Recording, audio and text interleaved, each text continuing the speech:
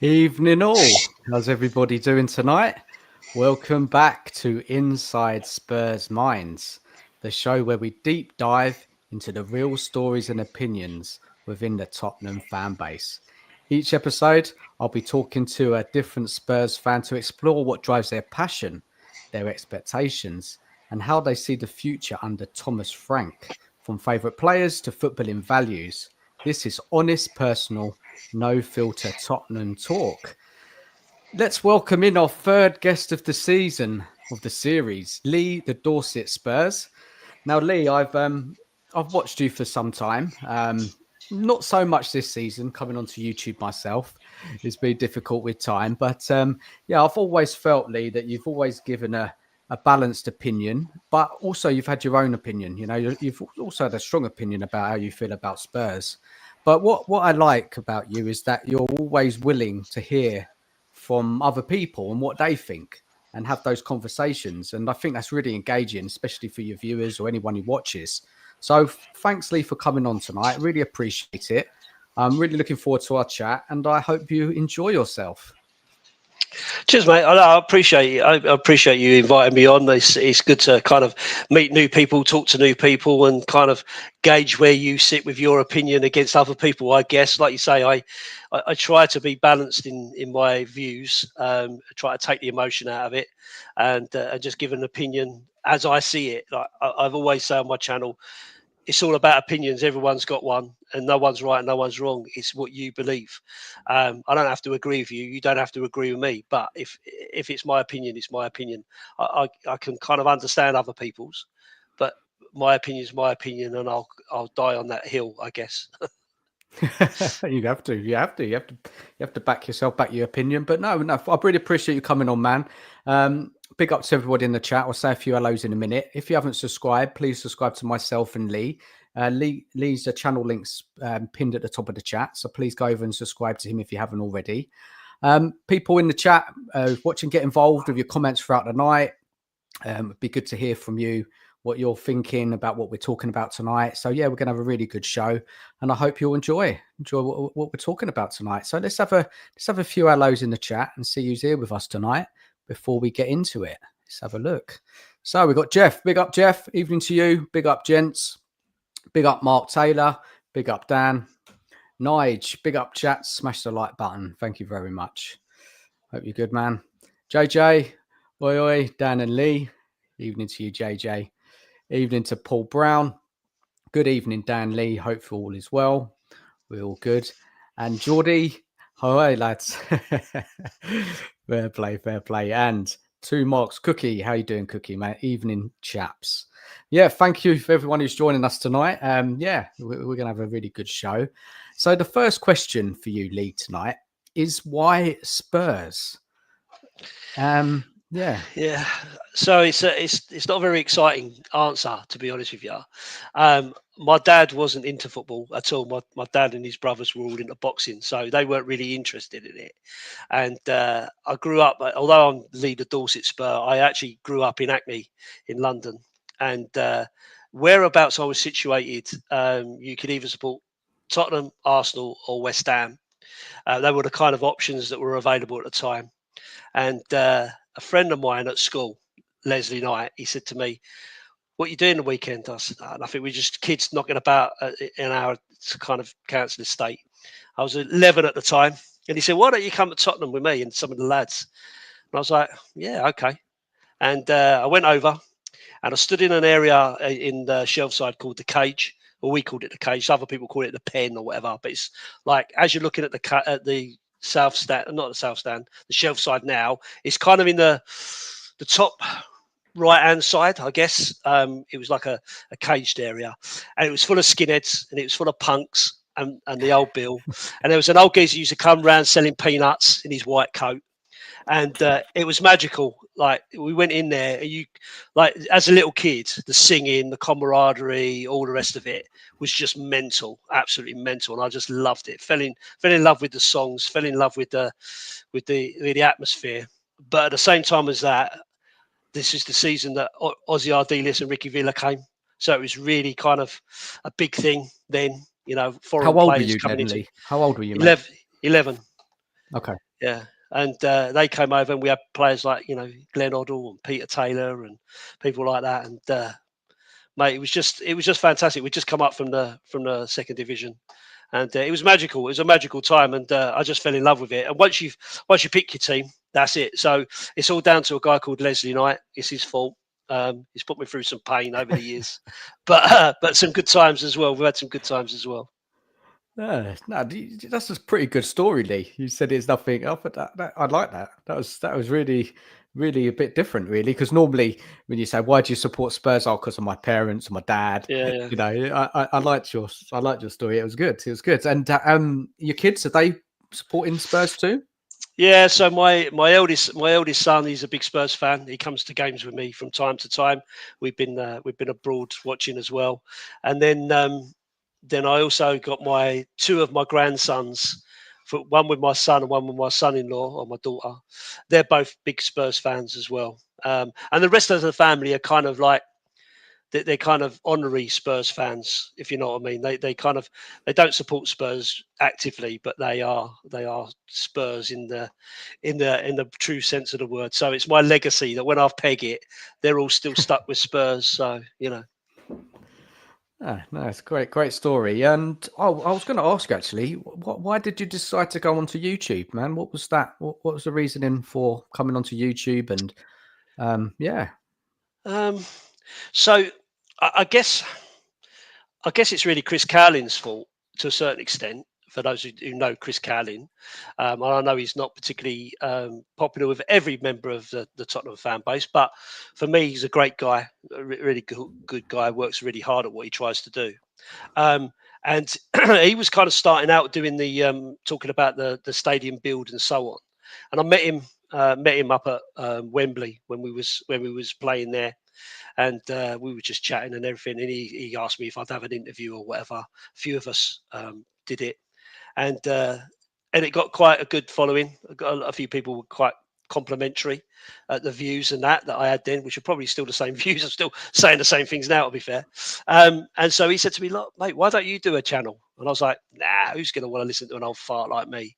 And he went, "Well, you never know. If you've got an opinion, why not?" And so I just did this random video one day, and it kind of blew up okay. And then I got invited on a couple of other shows and stuff. And I thought, well, why not? It made me feel good to get it off my chest.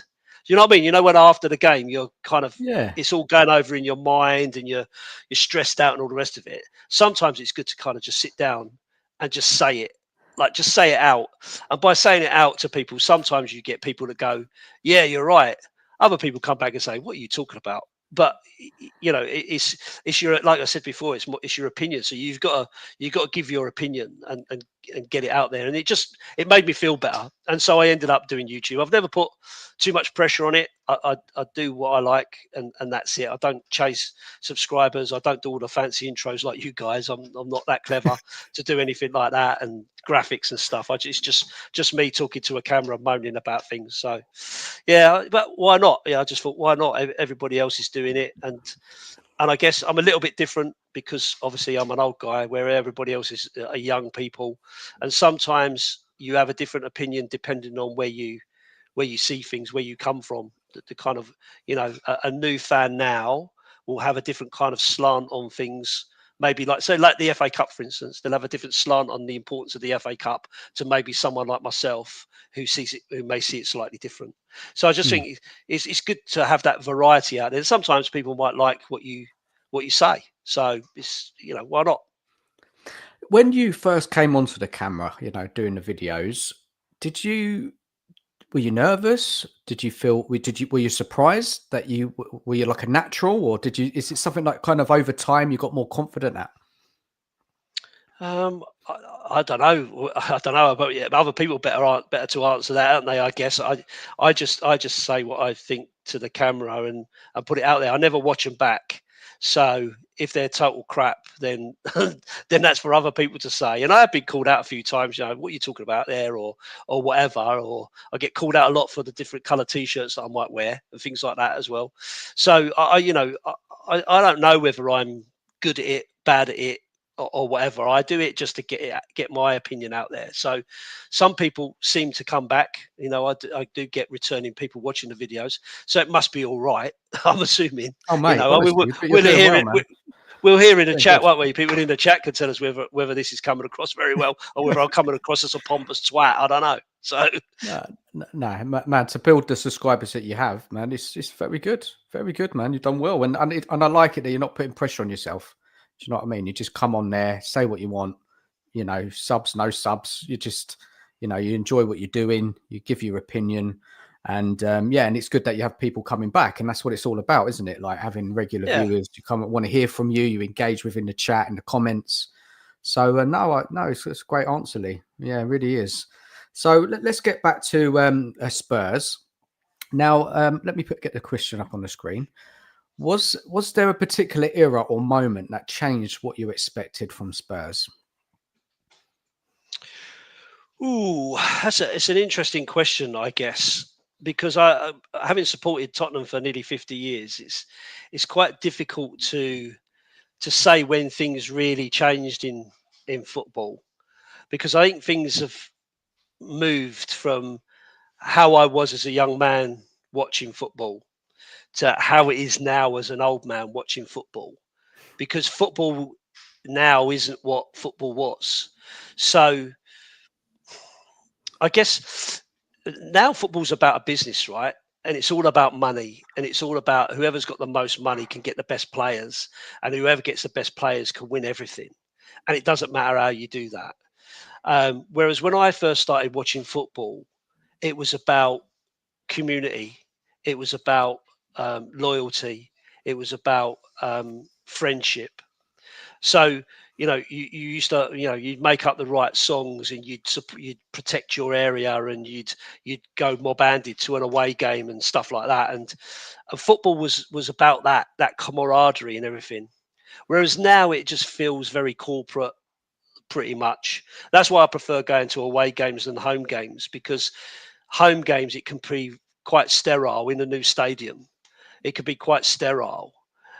Whereas when you go away, you get that feeling back of that camaraderie and that friendship, because you're Yeah. all together. I went to Marseille a couple of years ago, and they say, don't go to Marseille because it's really dangerous, stab city, all that sort of stuff. Well, we went and had a fantastic time, absolutely loved it, right? Because the Tottenham fans all came together. We travelled on the buses together.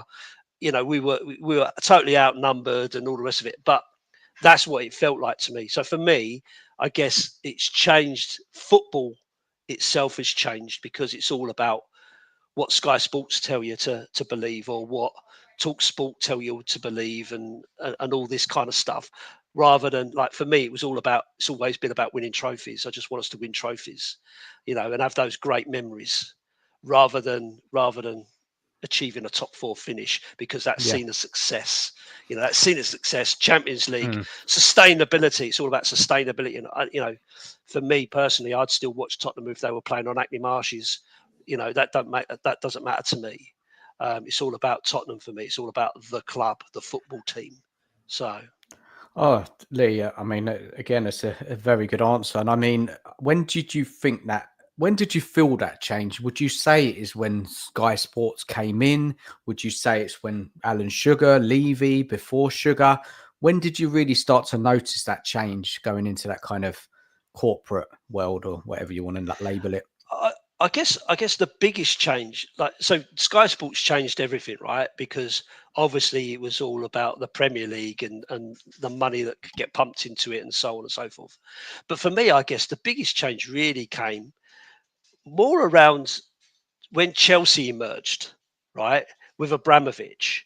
That really kind of struck me, because before that you had Blackburn. They won the league, right? And they won the league, but they did have, Jack Walker, I think, was the guy who put a lot of money into it. So he bought loads and loads of really good players, Alan Shearer and so on and so forth, won the league and everything. And then once Chelsea came through, what they did is they just bought every player. The best players for every club. They just bought everybody, right? And it didn't initially work. And so they were kind of having to find that balance between just buying every superstar and buying the right superstar and so on. And it's always been since then. I mean, I know Man United had a bit of a monopoly on it previous to that, where they were kind of winning all the time and everything. And again, they were ones they spent more money than everybody else. They'll tell you they didn't, but they did. I mean, if you think they paid something like 15 million for Rio Ferdinand at a time when I think, that was like a world record for a defender, Yeah. Yeah. So like they can't really hide behind they're a normal team. I know they had their players come through, but they've always bought big. And so, like, the Chelsea thing really kind of changed it for me, because then you've had the Chelsea thing, you've had the Man City thing, and then the Liverpool. Although Liverpool not so much, I don't think. Although they do still spend big money, but it's all about that. And I think that's when it really started to make it a 1 or 2 horse race for every trophy. Yeah. So if you look at it across the board over the last sort of 20 odd years, the main teams that win either the league, the FA Cup, the League Cup, they're either Liverpool, Man United, Man City, Arsenal, or Chelsea. You'll have the odd one thrown in there that makes it look like anyone can win it. But generally speaking, those that are spending the most money are winning everything. And that's kind of changed football for me, because now it's all about how much money can you earn to be able to compete. Look, again, you're right. It is. If you look at it, all the cups, who wins it normally is it's the teams that you've mentioned, and and then you look at Spurs, and we're kind of in that bracket underneath them, aren't we? Because we have won, not many trophies over the last 25 years, but there's not many clubs that win trophies. Like you said, there's the Wigan, Portsmouth, Leicester won the league. But no, what you said there makes total sense, how football has changed over the years. And look, great, great what you said there. I just want to go to the comments, and Paul Brown made a great one here. He says, reason for starting YouTube would think save many a marriage. There's so much a partner can listen, take about frustration towards Tottenham. And I just think it's such a good comment. That big up, Paul. Big up. My missus just laughs because she's a West Ham fan. So she just says to me, why don't you just watch something else? Watch another team. Like, she just does things like that just to wind me up. Is she a big fan? Is she a big No, West not Ham? really. No. But it's the same thing. Like I said, once you've picked a team, you never change it. Because my wife has been to more Tottenham games than she's been to West Ham games, right? Okay. With me, and I've said to her, well, why don't you stop supporting West Ham, support Tottenham? She went, as if, because she knows, right? It's not something you do. So yeah, she's not a big West Ham fan until Tottenham are playing West Ham, and then she likes to give me some. And then she gets interested. Shit. Yeah. Oh, good fun. Big up to Haz in the chat. He reckons it all happened in the 2010s. Yeah, possibly. Maybe. Yeah. So let's move on to the next question. It kind of follows what we're talking about. Let me get it up on the screen. 1 second. So my missus just bought me a coffee. Look, Bessa. Lovely. She knows. And then she's just gone like that. In the Tottenham mug as well. Yeah. Big up to Phil Hickin on YouTube, on Facebook. Look, Tottenham winners mugs. Look him up. Same with the t-shirt. Yeah, nice. Winners mugs. Yeah, brilliant. So what frustrates you the most about how Spurs is run?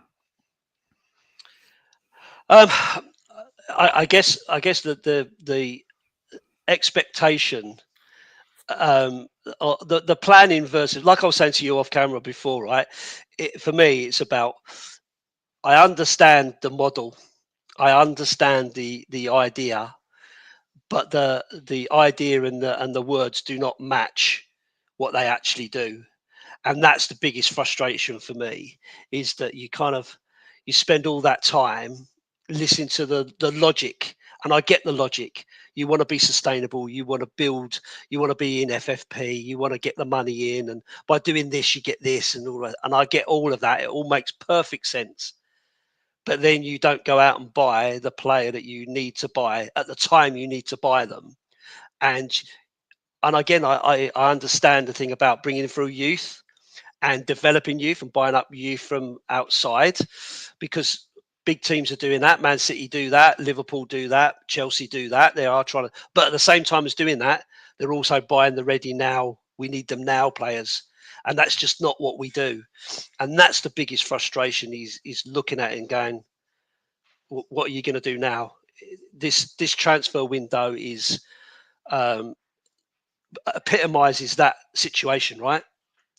And I know we don't really want to talk about the Ange situation, but the idea was at that point, you now need to spend the money because he's delivered to you Champions League football, right?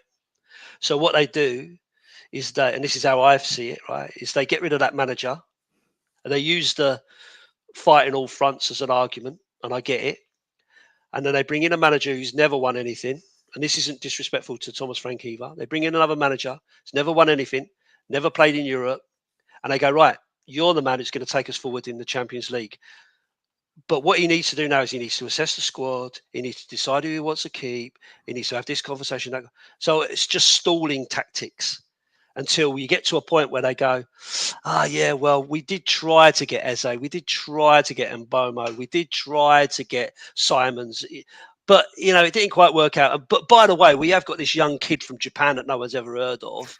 And that's gonna get us through the Champions League because the squad's better than we think it is, because Thomas Frank said so after meeting half a dozen of them, for a week before he has to play a Super Cup game. And I'm like, this is the frustration for me. Like, we know that the squad depth is too small. We know that. We know that the squad depth is full of youngsters that have done a great job, but also still need to develop. They're young men. I've got grandchildren nearly as old as some of them, right? And you're expecting them to be, enough to take you into a Champions League winning season. Come on, it makes no sense. And that's what frustrates me the most. Sorry, that's a bit of a long-winded answer. No, it totally makes sense. I get that. And there's been a lot of talk lately that Ange, I don't know what's true, what's not, but Ange asked for experience. And that's one of the reasons why he's gone. But, who knows? It's debatable, maybe. But, he's gone, isn't he? Yeah, that's the past, right? He's earned his place in the as a Tottenham man. He's a winning manager.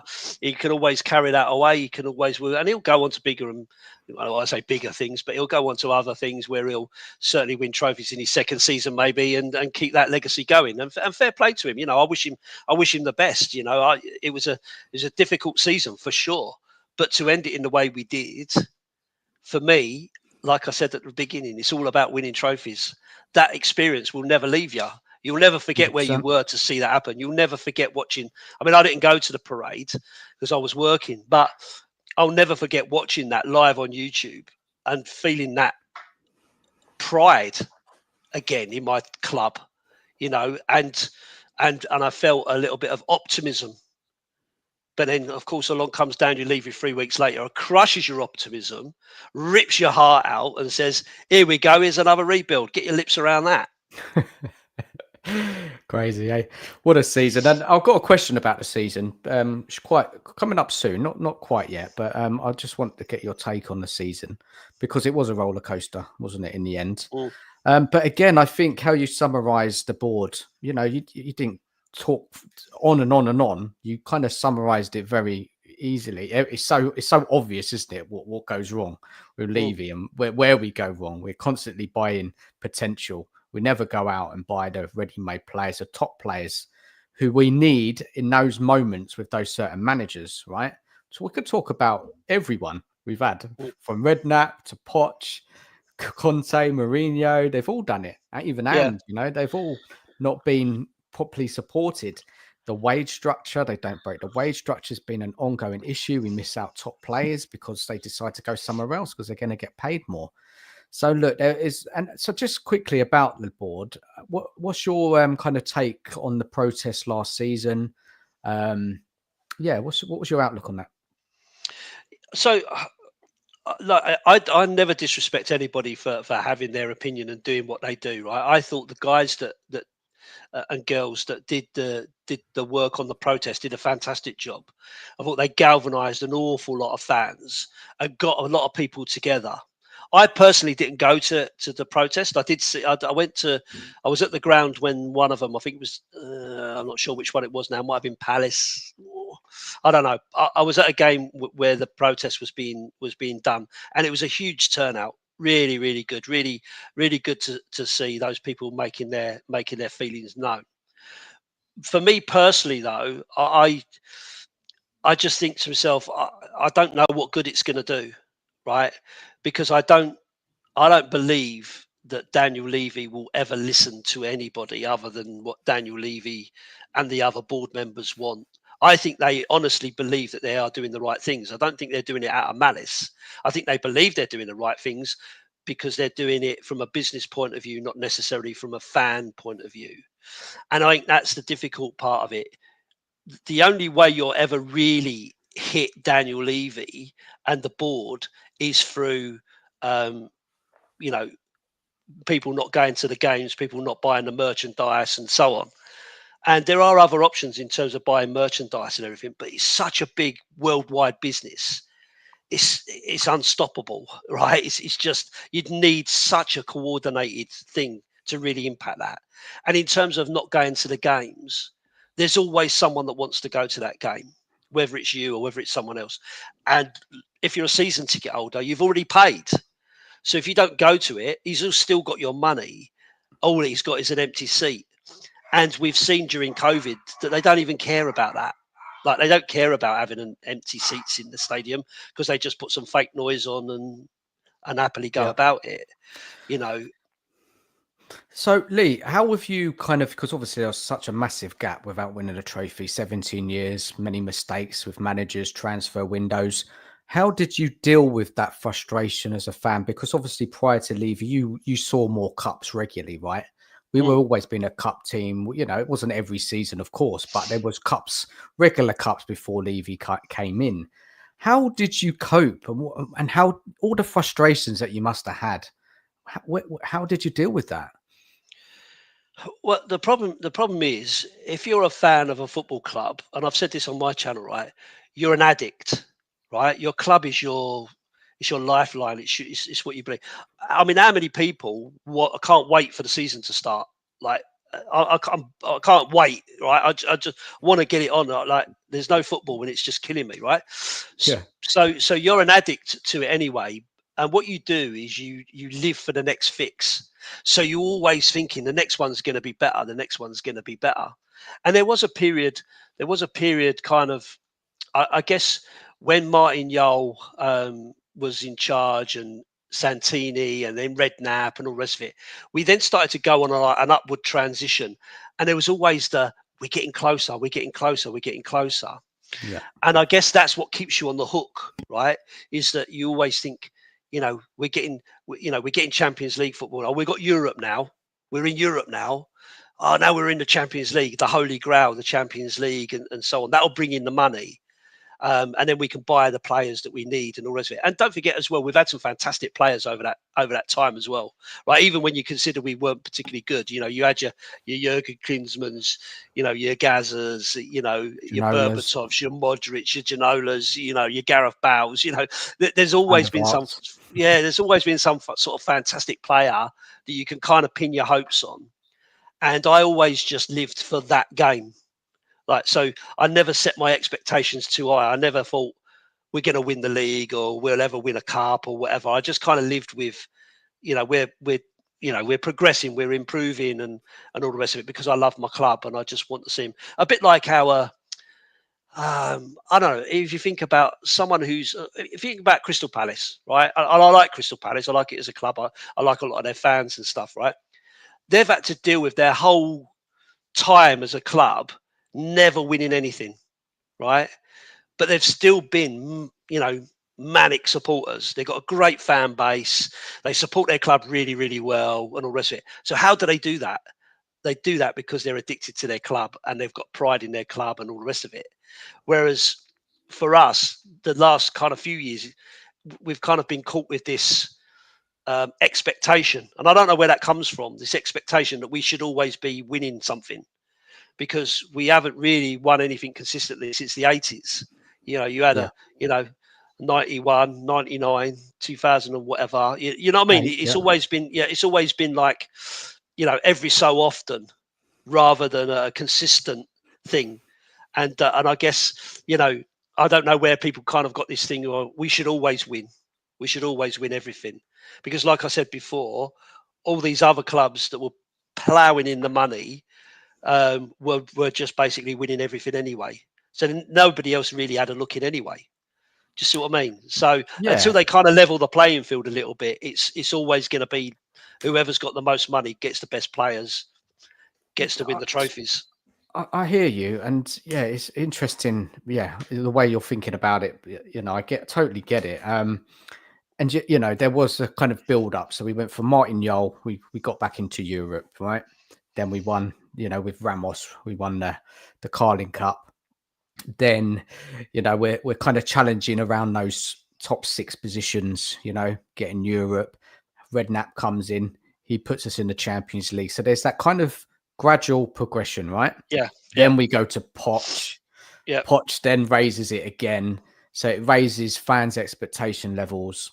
Then they knock down the stadium, which, they said we need to build this big stadium then to go to the next level so we can compete with Liverpool, City, Man United, Mm. So it's a bit confusing for the fan base, Lee, a bit, isn't it? Because, that what they've done with that stadium, to knock down that, beautiful old ground, which historical ground Mm. where, it's bold, right?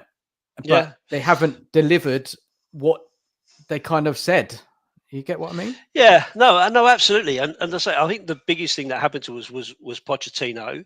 I mean, he did fantastic job with limited resources, but he also had the emergence of Harry Kane and the improvement on Heung-min Son and the likes of Kyle Walker. And players of that kind of ilk that kind of really come through and made such a massive, massive difference. And I think he was quite lucky from that point of view. And he raised our expectations and made us proud again. He made us really proud of what we were doing and going in the right direction, getting to to be fair, fluke in a Champions League final. We all but a dodgy offside position and a hip of a player. It could have all gone differently, right? So he did really, really well to get us there. And of course, then you knock down the stadium and you start this rebuild again. And the problem with that is we didn't buy anybody for 518 days, I think is the quote, but Mhm. no players and all the rest of it. When everybody knew you have to keep adding, and we're still reaping the benefit of that now, in my view, that we never did that. And I understand the issue of the stadium because whilst I loved White Hart Lane as a stadium and how the shelf side was and all that, it was dilapidated, right? The facilities were poor, the toilets were really bad. You had to queue to get in the toilets and you know get anything to eat and all that kind of stuff. And the seats were really tight together, and it was time to change. It had to change. But no one likes change. No one likes that sort of change. And I think in terms of the work that they put into the stadium, they've tried to do as much as they can to recreate that kind of feel. It's got great acoustics in there. It's got great sound systems, fantastic facilities, and all the rest of it. But the bit that's missing is the atmosphere, the fan atmosphere, because it's the fans that make the stadium. And I think that's where they need to kind of work to try to improve that. I know I'm going off on a tangent now, sorry, No, but no, it's fine, yeah, man. no, You go where you want. just kind of that feeling of I know why we needed to do it, and it made sense. But like I said, when we talked about the frustration, that's the next bit. Where do you go? You've now got this massive turnover at every match. You've got concerts going on every other week. You've got NFL. You've got rugby. You've got boxing. You've got Beyonce and someone in the Bottle Men and some other fellow, Chris, someone or other. So you've got all these different people in there. That must be bringing in loads of money. And when you're watching boxing, you can have drink in the seats and stuff.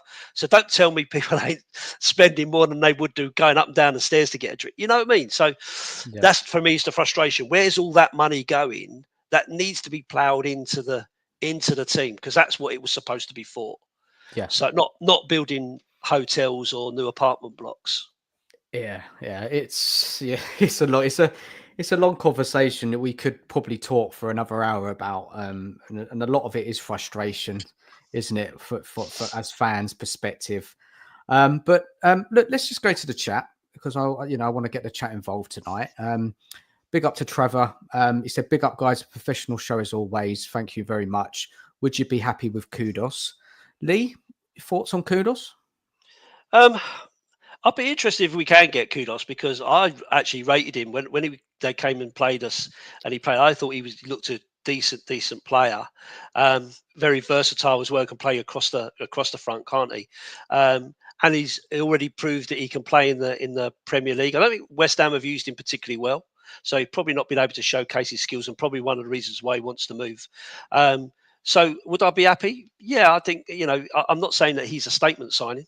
Um, but I You think wouldn't you wouldn't think that, Lee. You wouldn't think no, that is a statement no, signing. Okay. I wouldn't say he's the statement. He's the statement signing. But it's a move in the right direction with someone who's Premiership proven, knows about the league, and has that versatility that we're kind of looking for. Can play in the 10 as well, which I think is an area we really need someone to support Madison or Kulusevski if either of them are either injured or it's not working. Because you could be a great player and it's not working, and you just need to bring someone different on.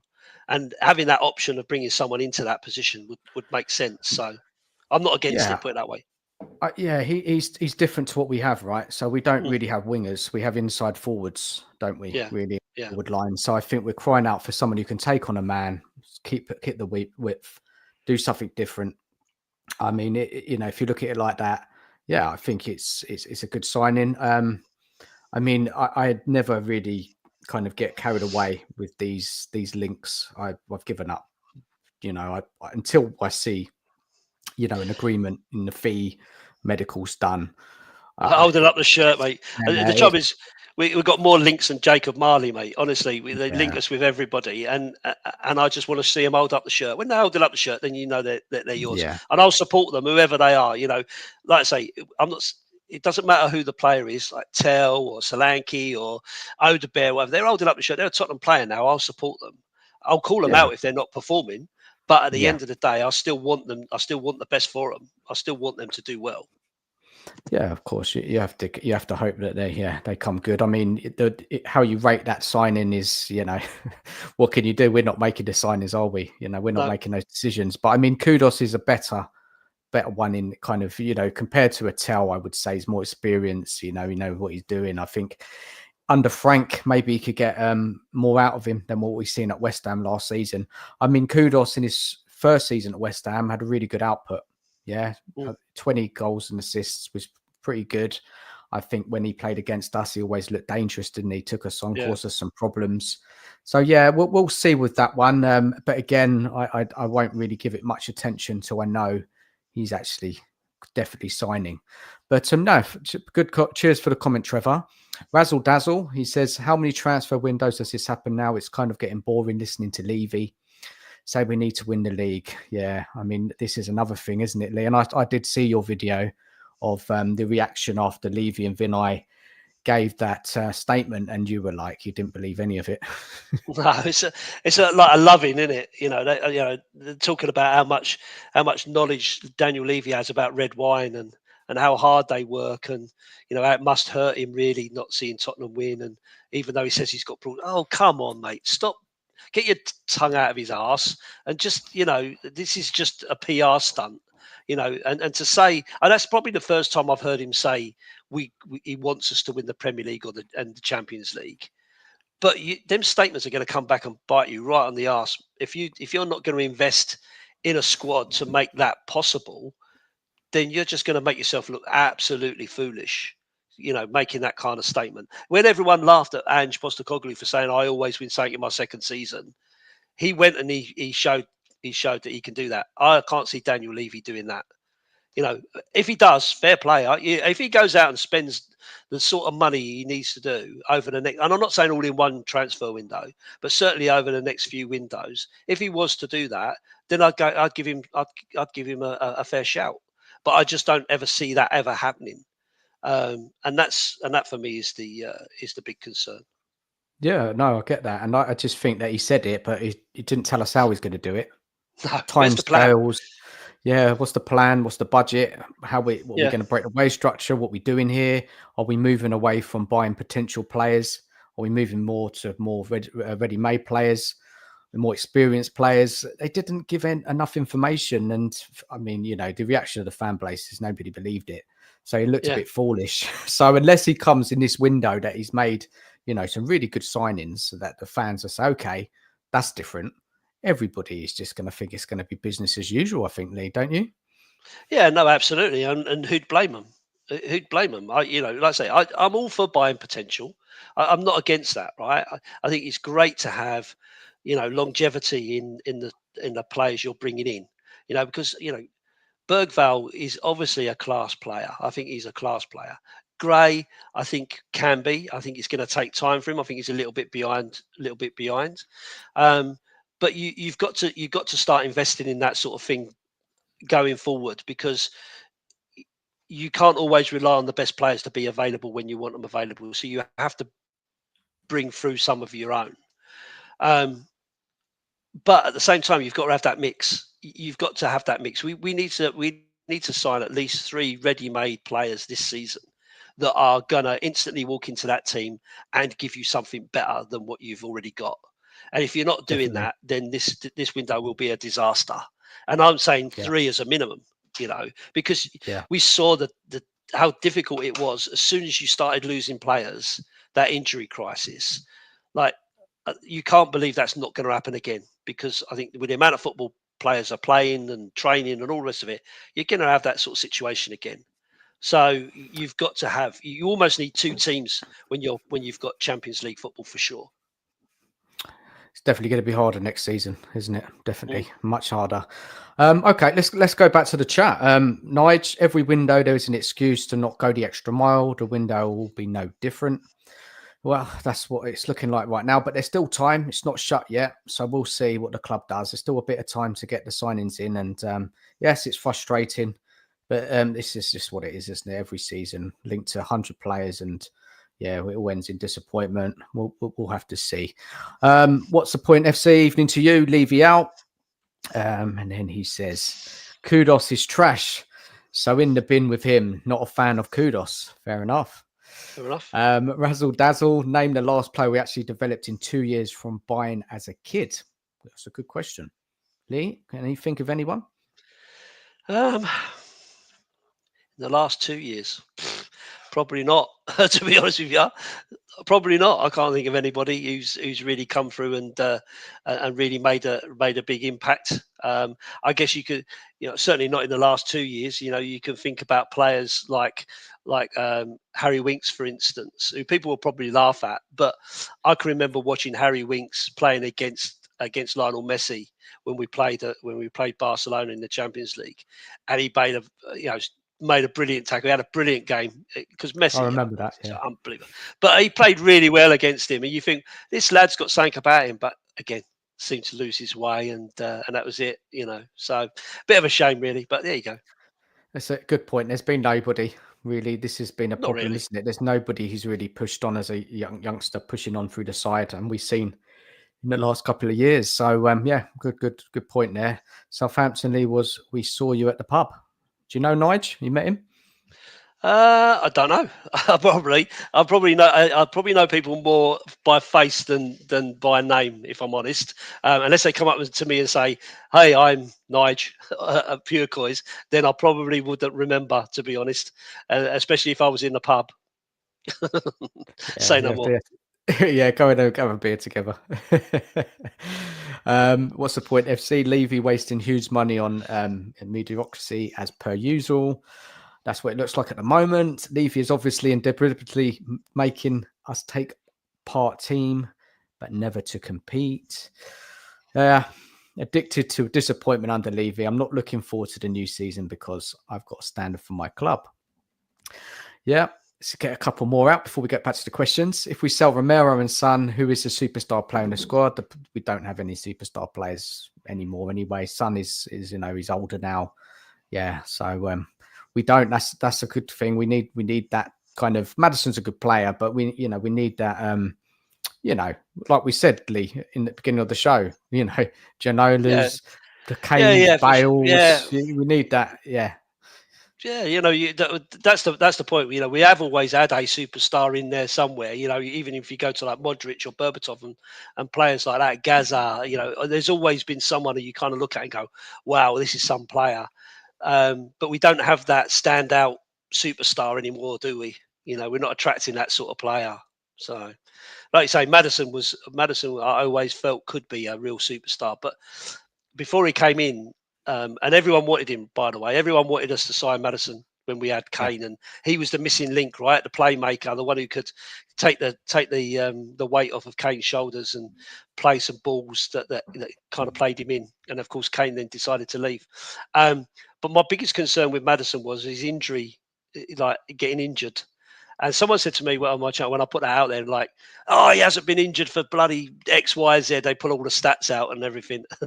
And then these last couple of seasons, he's had, probably 3 periods out with injury. And I'm like, well, I did kind of say that, but, not trying to be big headed or anything. So Paul Brownie says, I grew tired of Angie's kamikaze style football, but ironically, the very man so actually believe in club's motto and we sack him. Games about glory to dare is we sack him. Yeah. Look, it's I don't really want to talk about Ange anymore. I've had enough of it, but fair enough, man. I get what you're saying, definitely. Let's get another question to Lee. What about this one? This is an interesting one for you, Lee. What current Spurs opinion do you have which you feel Spurs fans would disagree with? I don't know. Probably most of my opinions would be ones that most fans would disagree with. I guess. And I don't know whether everybody disagrees or whether just certain kind of age groups maybe might disagree. But I guess my one thing I would say is I really want to win the FA Cup. I'd love to win the FA Cup.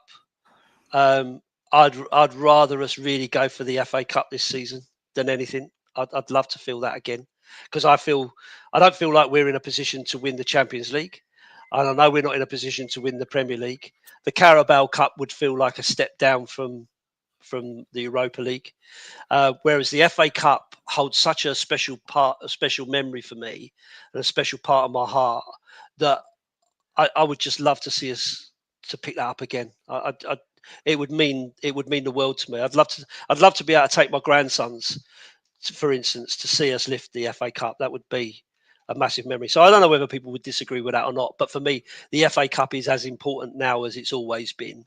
And I guess that's the controversial bit. Is it? Do people still believe it is? Do people believe it's as important as I believe it is? So I think important. For me, FA Cup's very important. That's the first trophy I remember.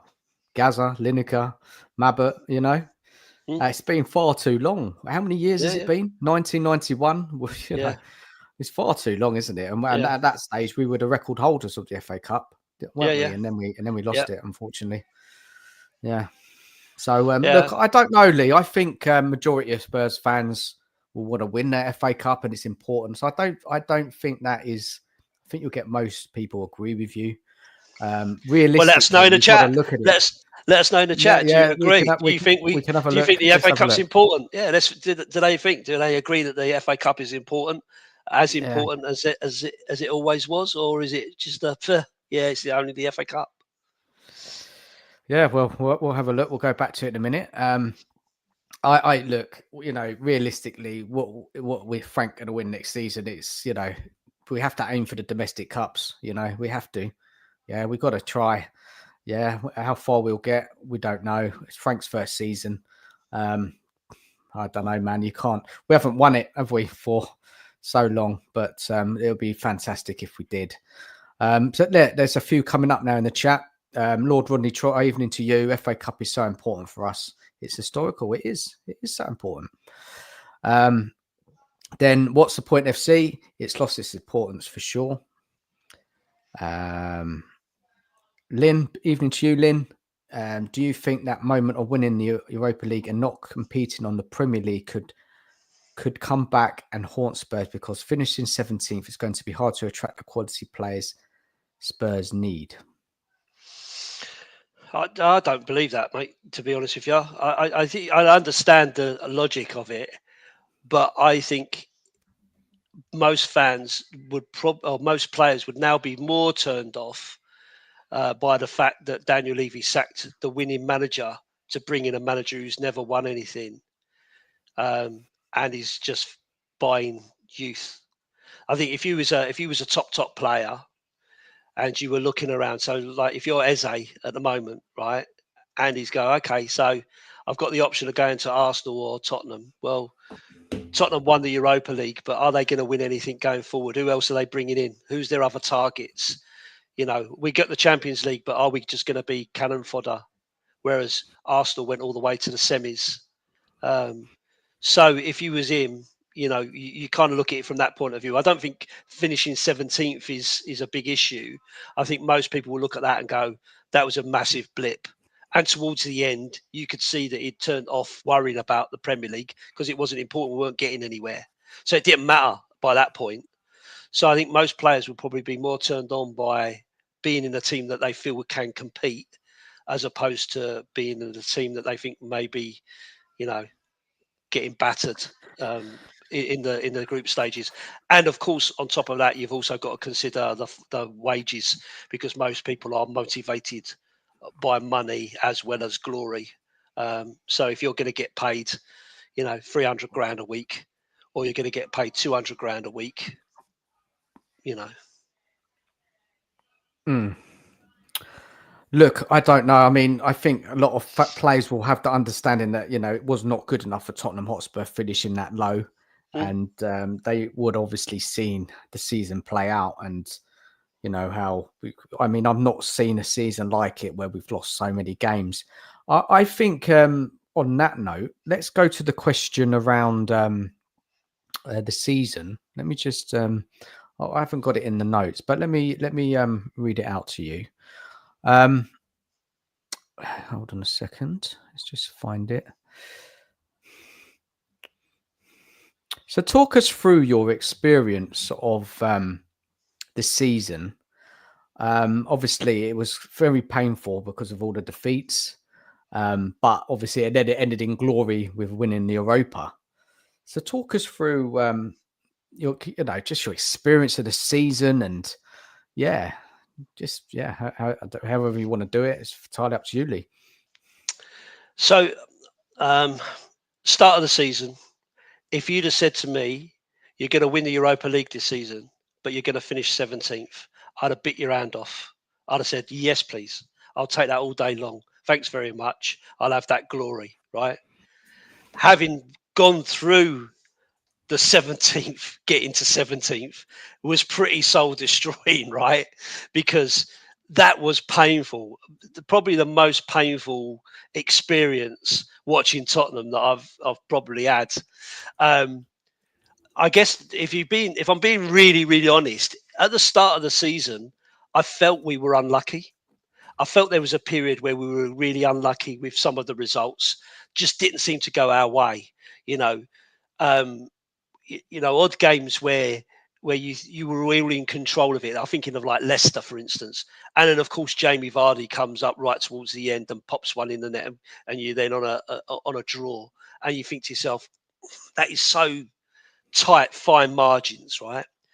And then we're battering Brentford, we're battering Everton, we're battering West Ham, we're battering Man City, we're beating Man United and all the rest of it. And all these ones were kind of chucked in there.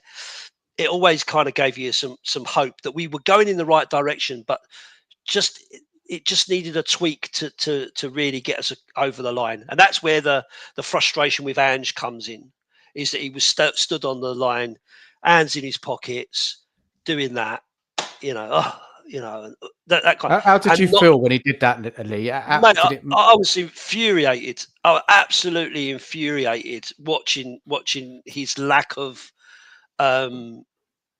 impact on the team, and his late substitutions, not seeing what we're seeing and stuff like that. So it was a very, very frustrating. It was a really mixed season, right? Because I felt there were periods where I thought we were doing really well. There were periods where I thought we were unlucky, but then there were periods where I thought we just threw it away. The tipping point for me was Brighton, where we were winning 2-0. And the second half, whoever came out in the second half, I've no idea, because straight away Did you we go to were. that game, Lee? Were you there? No, no, no. It was at Brighton, and I didn't get to go to it, but I was watching it in our. So I'm part of a group called South Dorset Spurs, and for away games we meet up in a local club. So there's a pub in Weymouth. So listen, if anyone who's in the summer or on holidays and you're in Weymouth, Royal Oak in Weymouth. South Dorset Spurs are always in their away games, so you can always go there. Or if we're in Poole, we've got a club called the Newtown where we all meet.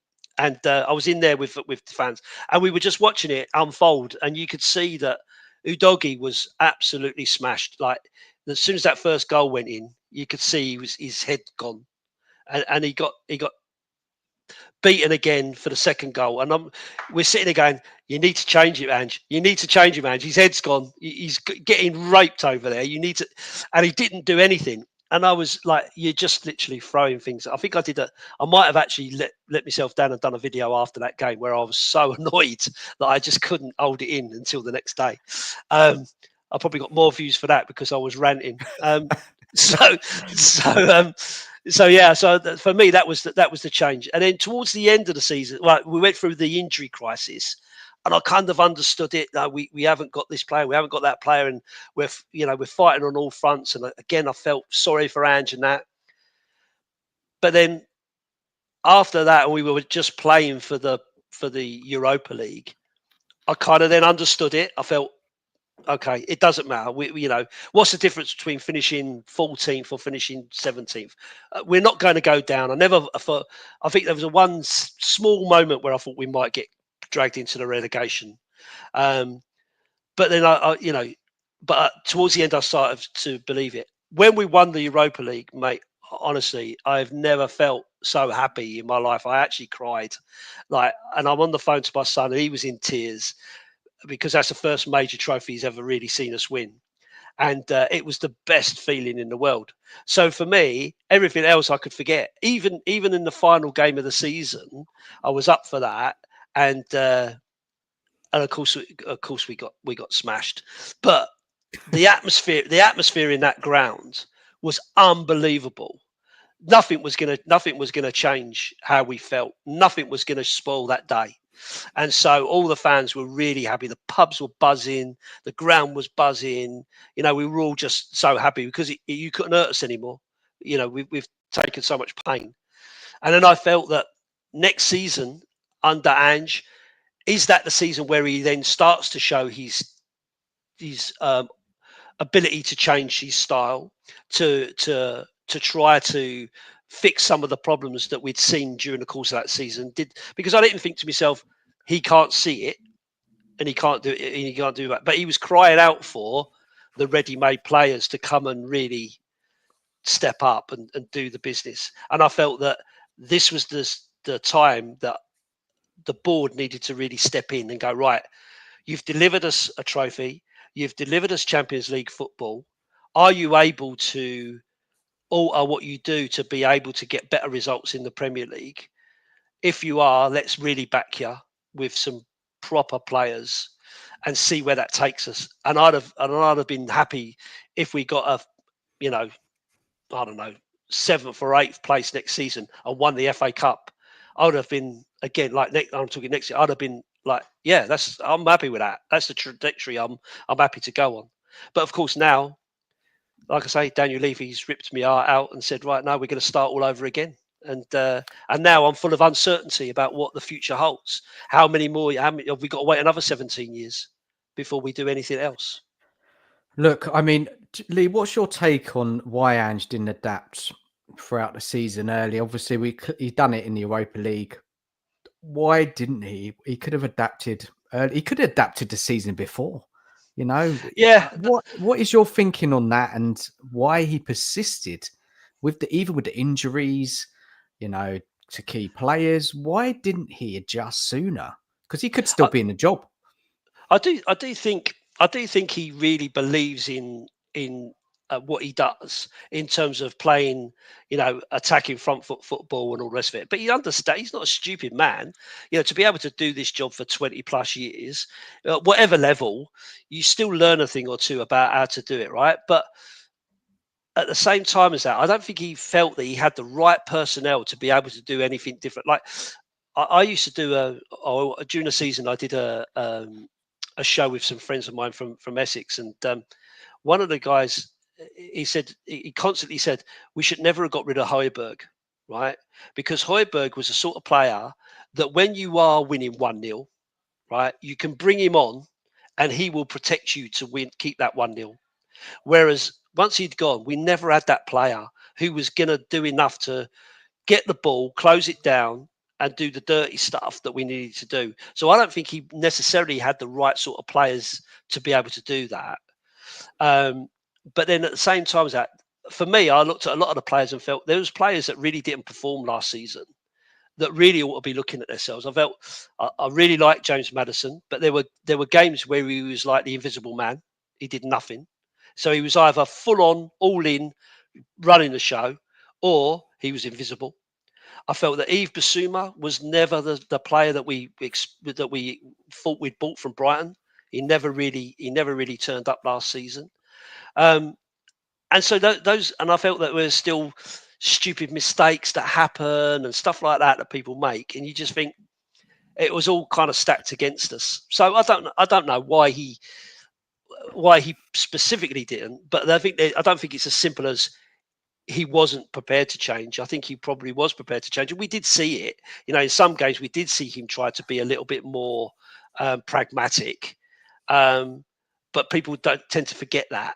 And I guess in the Europa League he was better at that because it was a one-off game, and you really needed to do that. Whereas in the league you've got opportunity. So I don't know. Look, the people that you watch Spurs with, the supporters group that you're in. So obviously you wanted Ange to be given another opportunity next season, and look, I get that. When we won that, I mean, I didn't want Ange. I'd had enough, but that's my opinion. But Yeah. after that, we won that final. There was a massive shift towards backing Ange for next season, right? There was a massive shift, right?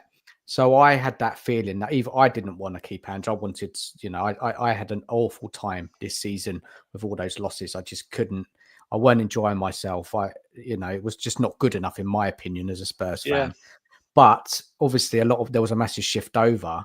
Now, with the people that you talk to, you watch the games with, in contact with, what was their opinion generally? Was it half and half, that some wanted him still gone, then people changed their mind? What was the feeling amongst the group, around the people that you watched and experienced Spurs with? It depends when you ask them. Right. So okay, so after the Europa League win, no. I mean, like literally, if you asked them after a game, everyone wanted him out. Like, this guy's got no idea, he's useless. Yeah. Like, because you watch your team get beat, and then you're so frustrated and annoyed by it that you kind of lose that, any kind of sense around it. Or you've paid a lot of money. You've traveled, like for us, we travel up from Dorset, right? So for us, it's a 12-hour day, right? It's not a quick train ride to White Hart Lane, 90 minutes of football, a couple of pints and home again in time for a nice evening with the missus.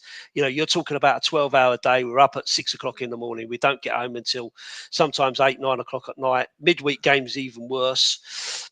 So you put a lot of time, you invest a lot of time in it, you invest a lot of money as well, because we all like a few beers, plus your food and all the rest of it, and you're served up a shit show. Like, you ask them after the game, they were absolutely raging.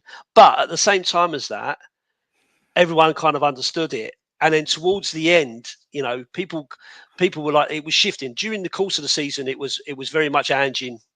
Towards the end of the season, as it was getting worse and worse and worse, more and more were Ange out. Once we won the trophy, I think pretty much everyone was like, okay, so he showed he can win a trophy. We've now got Champions League football. Let's see what he really can do. What can he really do? So that was a Right. general feeling. Would you say majority with the people that you watch it with? I would say the majority. I wouldn't say all. That there are a lot of people that really hated the losing, like myself. I mean, don't get me wrong. I'm not excusing the losses. It was just wasn't good enough, and there was so much more that needed to be done. But I understood that there were individual errors, injury crisis, and some bad luck in there as well. And I feel that Ange could have done absolutely more than he did. Certainly, from the sidelines, from substitutions, tactics, that sort of stuff. But now we'll never know whether he had that in his locker or not. We won't know. So now what we've got to do is we've now got to believe that Thomas Frank has that, right? So people were telling me that Thomas Frank is really good with youth. He's really good tactically. He's very astute. He's got a good personality, all that kind of stuff. Great, absolutely fine. Is he going to win me a trophy? Is he gonna make Yves Bissouma a better player? I don't know, and time will tell. And he's got my backing. I'm not saying I'm not backing him. I will absolutely back him as my manager. He's my manager now. Ange Postecoglou's gone. He's my manager now. But you've got a big act to follow there. Finishing fifth next season and not winning a trophy So Lee, is that an hold back improvement? for 1 minute. Hold back for 1 minute because I have a question on Frank, and you nearly started talking about it, but just hold back because we will get there. There's just a couple more questions I want to ask you just generally about Spurs, but no, it's I'm really interested to hear what your kind of expectations are on Frank, and we'll get there. We definitely will. Let's go to the chat, and I think What's the Point FC made a good point here. I agree. Well, last summer's transfer window did not help Ange at all. It didn't. No. That you must agree with that. It was just all Yeah. kids and Solanke. Yeah, absolutely. But again, this is the story of the window, isn't it? This is the story of Daniel Levy and what he's doing, perpetual rebuild. And But he had a better that's window, the first one though, didn't he? Ange's first window was better, wasn't yeah. it? I mean, everyone talks about the fact that we have spent money, and we have spent money, but we've also reduced the wage bill, reduced the average age of the squad, and moved on a lot of players that the fan base were calling out that wanted them to go, right? So there's a bit of a mix. There's a bit of a mix in there. You lose an awful lot of experience when you're moving out some of those so-called deadwood. Hmm. Yeah. So where do I want to take this now, Lee? Let me ask you another question about Spurs. Um, what would you say was your highest and lowest moment as a Spurs fan? And give yourself a minute to think because it's quite a you support Spurs a long time. What is the biggest moment and then the worst moment in your lifetime? I think best moment. There's a few best moments, right? For I'll give you two, but for different reasons. 1981 FA Cup final is my favourite all-time memory of supporting Spurs. It was the first time I'd I'd seen us win a trophy. I was I then 15, I think, and I was at both games because obviously then we had the replays, um, and I was in the end where Ricky Villa scored his famous goal, and I can't tell you what that felt like actually seeing that. And Steve Perryman went up and lifted the FA Cup, um, and it was a fantastic feeling. After that game, we all went down to Trafalgar Square. This is the time where there was loads of pigeons and stuff, right? So we went down to Trafalgar Square. All the Tottenham fans were in there celebrating. It was a fantastic time, and I remember my friend Leslie Knight, who I told you about. Me and him, we painted our hair blue, and we were in the fountains, and then of course your hair gets wet, and then all the blue was just running down my face, and I looked more like a Smurf than a Tottenham fan, to be fair. So that was one of my favorite experiences of being a Tottenham fan. My other most recent um, brilliant experience was going to Budapest last season with my eldest son, and when we played Ferencváros. and we went without tickets, and it was a real difficult one, right? Because we had to book our flights, book our accommodation, and everything without knowing whether we had tickets, and so we were in Budapest, and we were desperately trying to get tickets. We couldn't get a ticket, and then we managed to. I won't go into it, but we managed to get into the area where they give out, where the people can get their tickets, pick up their tickets, because these all had to be. You had to show your ID to get into the zone, and you had Yeah. to show your QR code to be given your tickets. And so we managed to put it this way: we managed to get into there, and with 30 minutes to go, we managed to get 2 tickets to go to the Wow. game. 30 And minutes. 30 minutes before kickoff, we were on the last minibus from the pickup point to get into the ground, and we shouldn't have even been in the pickup point, but we managed to get tickets, and we went in and watched that game, and that was a really special moment because we were desperate to go, we were desperate to get in, and we'd gone all the way there together. We'd had a great night the night before, and it really kind of just made the whole trip to go over to Hungary, to Budapest. So yeah, so those are probably my 2 real special moments, and having to been there to just share that with my eldest son, who's Tottenham mad as well, was really special. So, and my grandson even saw us on the TV, so that was even better. So Did he? He saw you yeah, on the TV? yeah, he saw us on the TV when we scored. We were celebrating, and the camera come round, and me and Brad were we were celebrating. My What was the grandson said to, allocation, Lee? There. What was the allocation that night? Oh, it couldn't have been I massive. think no, I think it was probably something like 2,000, Yeah. even if it was that. To be honest, but lots of people hadn't made the trip. That they'd kind of bought the tickets but hadn't made the trip for whatever reason, and so yeah, getting in there was really special. So yeah, my grandson said to my daughter-in-law, "Granddad's on the telly," and she went, "No, he's not. He is not. He's on the telly." And it came back, and there's me and Brad on the Did they telly. take a So picture? Did they take a yeah, picture yeah, of yeah, you? yeah. Yeah. Yeah, I got the picture. I got the picture on my Instagram. Yeah.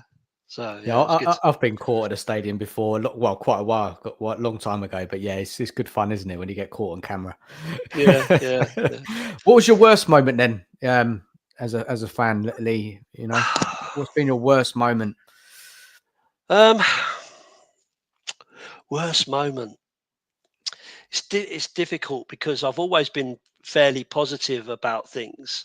Um, I was really gutted when Glenn Hoddle left. That was quite a down moment. Um, I was pretty pissed off when Harry Kane left as well. That because I really felt that was an opportunity missed, not just for us, but for him as well. Um, Martin Yole getting the sack at half time. I was like, I couldn't believe that. I just felt that we were on and up. We were just kind of starting to get somewhere. Um, and of course, Pochettino leaving the way he ended up having to leave. I know it went a bit messy towards the end, but him leaving as well, that was quite a difficult one. But no real like, desperately bad memories, I guess. I've never really been, players come, players go, managers come, managers go, owners come, owners go, fans are for life. So, you know. What about Lee, when we were under Redknapp, Portsmouth in the semi-final of the FA Cup? Oh, surely our name was on that trophy. I mean, I don't know what happened that day. I mean, can you think back now? I mean, I can't remember the game exactly how it went, but we all expected to get to that FA Cup final under that Redknapp team. It was just look, and then after that, we went on and qualified for top 4, didn't we? We beat Arsenal, Yeah, we beat Chelsea in a row. But man, yeah.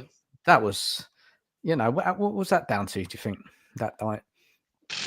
Honestly, I can't really remember the game too well, but it's just like for me, it's just been the story of our existence over the last sort of 20 years. Also ran very close and never really happening. So there's been plenty of semi-finals and finals that we've Glenn kind of Hoddle, the lost. final with Glenn Hoddle, remember, against Blackburn, wasn't it? I think, was it Blackburn? We lost Glenn Hoddle. Remember that FA one, Cup Lee? final. No, We're it talking was about final. it would have been the whatever it was called back then. the Worthington Cup. I can't remember the Probably, exact name of it. probably either the League Cup or the Milk Cup back then, I guess. Yeah, League Cup. It was, remember, Glenn Hoddle made the final, and I'm sure it was Blackburn who beat us. Yeah, we were favourites to win it, but we didn't. Remember that one? But well, like I say, there's been so many of them, isn't there? You could go back all those times. I mean, I remember going to the League Cup final against Liverpool, where we were doing really, really well and ended up losing it right towards the end. What year was that?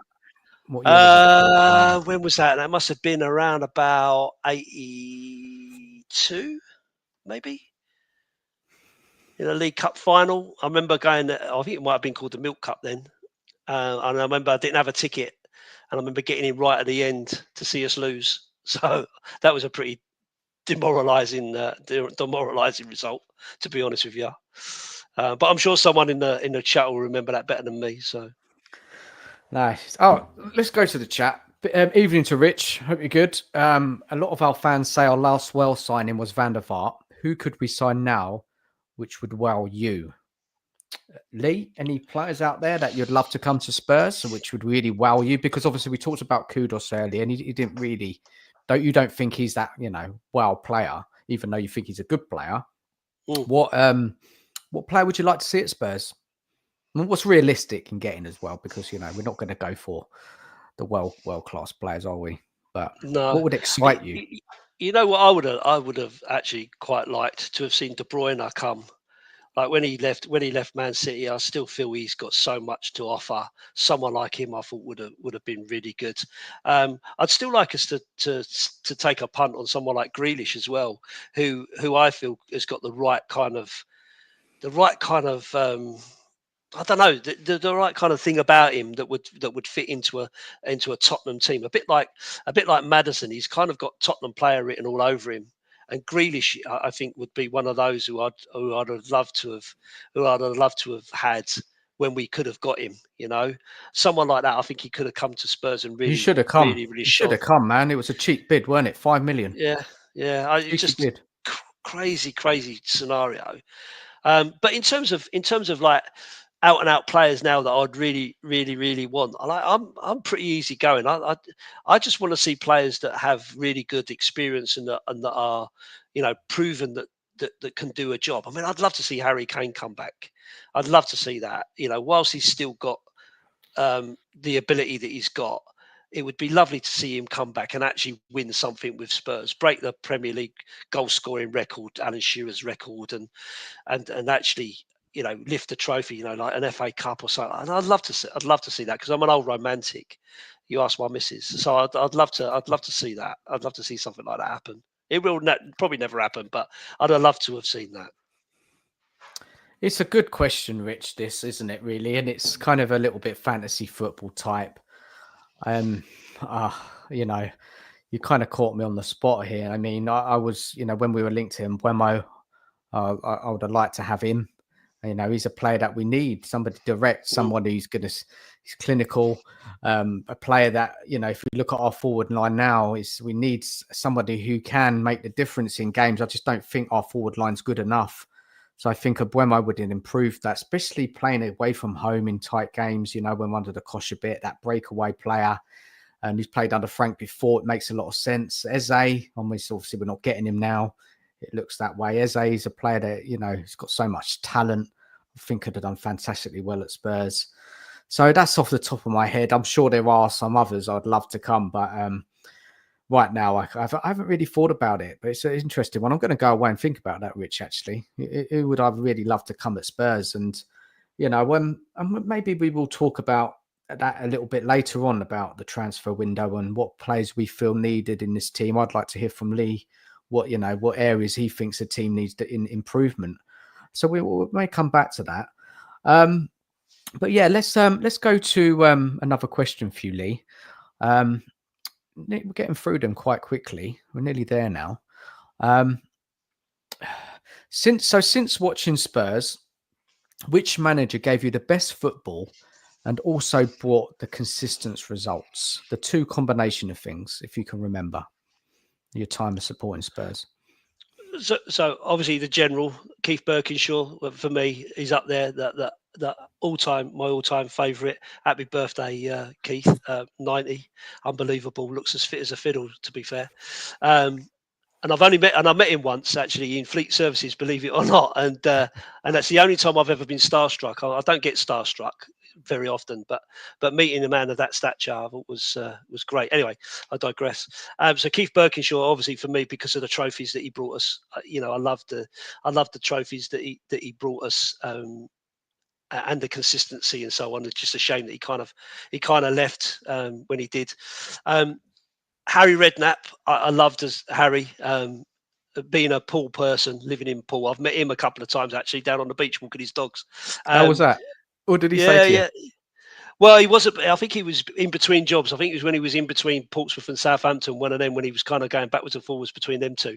And Yeah. I met him on the beach. I was walking my dog. Me and my wife were walking our dogs on the beach, and he was down there with his. He had little what they called bull terriers.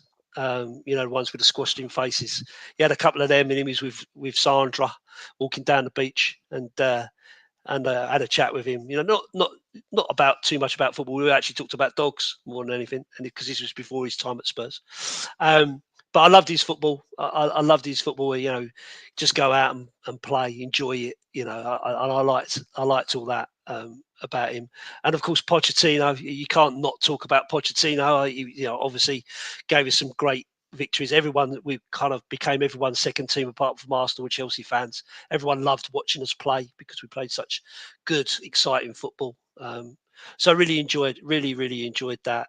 And I will always have a soft spot. I know there's too many now, isn't there? But I always have a soft spot for Terry Venables as well. I liked Terry. He was a great coach, a great man, and it was good seeing his team, and obviously lifting the FA Cup as well. Special. I mean, we've had some good managers, right? We really have. And it's just such a shame, isn't it? The last 25 years that we just ain't got the trophies to kind of show it.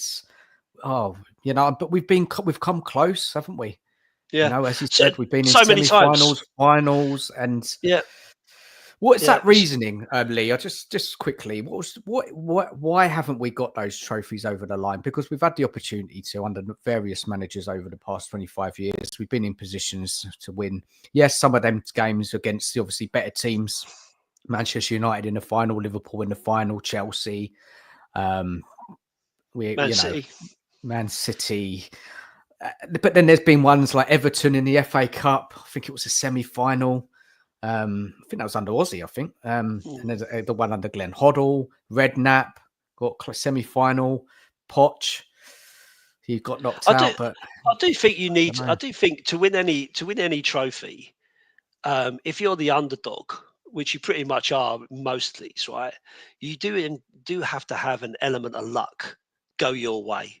You do have to have, something happen for you that doesn't. I mean, if you look at the Europa League, the final kick of the ball heading towards the goal, and it just went the wrong side of it, and you got your heart your heart in your hands, sort of thing, and when you see like Van der Ven with that clearance off the line, I mean that is as good as a goal, right? But that's just luck that he managed to see that, because any other time that had gone in. Right, so I do think you need an element of luck, of course, to kind of go your way. I agree, you do. But again, I've got no doubt that had Mourinho been the manager when we stepped out to play, I think it was City in the final of the League Cup, I think we'd have won that. I think the sacking of him 6 days before the final was probably the most stupid decision ever, regardless of what you think of Jose Mourinho. The man knew how to win a trophy, and he'd have done whatever he needed to do to win that. And it leaves him with us as the only team he's never won a trophy at, which is scandalous. Baffling, isn't it? Baffling, that is, honestly, Lee. Honestly, whatever you thought Mourinho, that was scandalous. Really? Well, they had a falling out, didn't they? So basically, as I heard it, right, that Mourinho wanted to go all out and win that trophy. And Levy was like, I'm not interested in that. It gives us, £2.50 to win that. I'm not interested. I want you to concentrate on trying to get top four. And Mourinho was like, no, you need a trophy. And he was like, no, I'm not interested in that. Don't bother with that. Just, and Mourinho told him he was short-sighted, to coin a phrase. And that's where they fell out. And that's why he sacked him, because they had a big falling out over it. Crazy stuff. Crazy But stuff. that proves the point about the Europa League, doesn't it? And the fact that, even these years later, Andrew's won the trophy, but he don't care about that. Daniel Levy doesn't care that we won the Europa League last season. All he cares about is the fact that he can now sell loads of merchandise that says winners on it, right? And DVD, all that kind of stuff. He's not bothered about winning the Europa League. Let's be honest with it. He's more interested in the fact that we're now in the Champions League and the money that brings in. And then, but does he want to go out and win the Champions League next season? Because you ain't going to win it currently. So, and it's going to need an awful lot of luck and investment to do that. So, what's the point in being in it if you're not going to win it? Oh, Levy, I'm sick to death of him. Yeah. I really am. It's so that Levy, the board, Enoch, they held us back so much, haven't they? Really? Yeah. Yeah, they really have. And that's for me. I mean, I know it's kind of me asking you the questions tonight, but just that, why I've got so frustrated year by year is, and like, okay, we've won the Europa League, but we should have done so much more. The board is holding us back massively, in my opinion. And I've kind of had enough. And the older I get, the less patience I get. And I find that in life generally, not take away from football. The older I get, the less patience I get. I don't know about you, Lee. Maybe the opposite, but I'll ask you that in a minute. But yeah, the more the seasons go on, the more I demand from this team and this club. We're a big club. We've got fantastic history of winning and fantastic fan base. Worldly supported now, isn't it, Lee?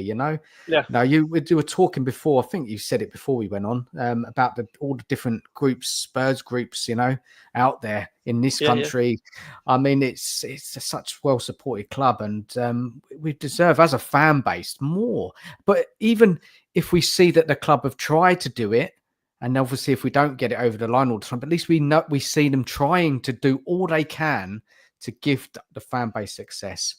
Yeah. And on the face of it, they just ain't done it, have they, Lee? No, and they don't engage with the fan base either, and that's half of the trouble. Is everyone hates it. I mean, like I said to you, I was at the last game of the season, and they were doing the panning round and videoing of all the players and stuff on the big screens and stuff. And there was a millisecond when Daniel Levy came on the screen, and as soon as his face came on, everyone was booing.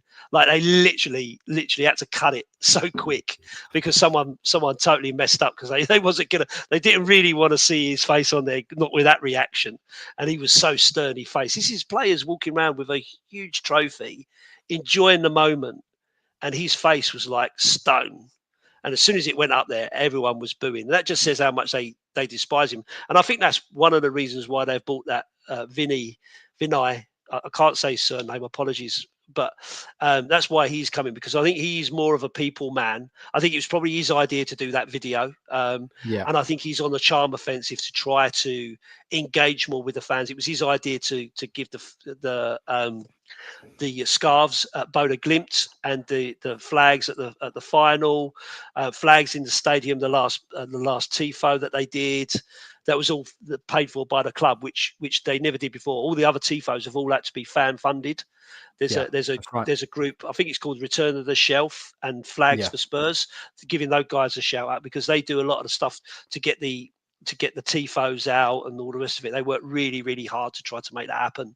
So that's all been fan funded, whereas the last one was funded by the club. And I think that's what that Vinay's role is, to try to improve the relationship between the board and the fans. Yeah, no, I agree. I think that's what he's been brought in for. Look, guys watching, please subscribe to Lee. Give him a sub if you haven't. There's links in the chat there. I've pinned it at the top. If you haven't subscribed to my channel, please give us a sub. Smash the like button. It'd be really appreciated. Big up to everybody in the chat. Thank you so much for your comments. And yeah, cheers for that. So let's move on to another question. Lee. Let's have a look here. Um, who? Let's talk about players, right? And then I know we touched on about players who would like to come in, so we've done that part. Who has been your favourite Spurs player? Probably players is better question. If you could say maybe top 5 in your lifetime, who would those players be, Lee? Glenn Hoddle, number one, best player I've ever seen in a Spurs shirt live. Absolutely loved him. Not a particularly good pundit, I don't think, but absolute sublime Or footballer. Sort manager? of, yeah, or manager. But as a footballer, honestly, the stuff that he did, like he was just miles ahead of anybody else. I just, unbelievable, unbelievable.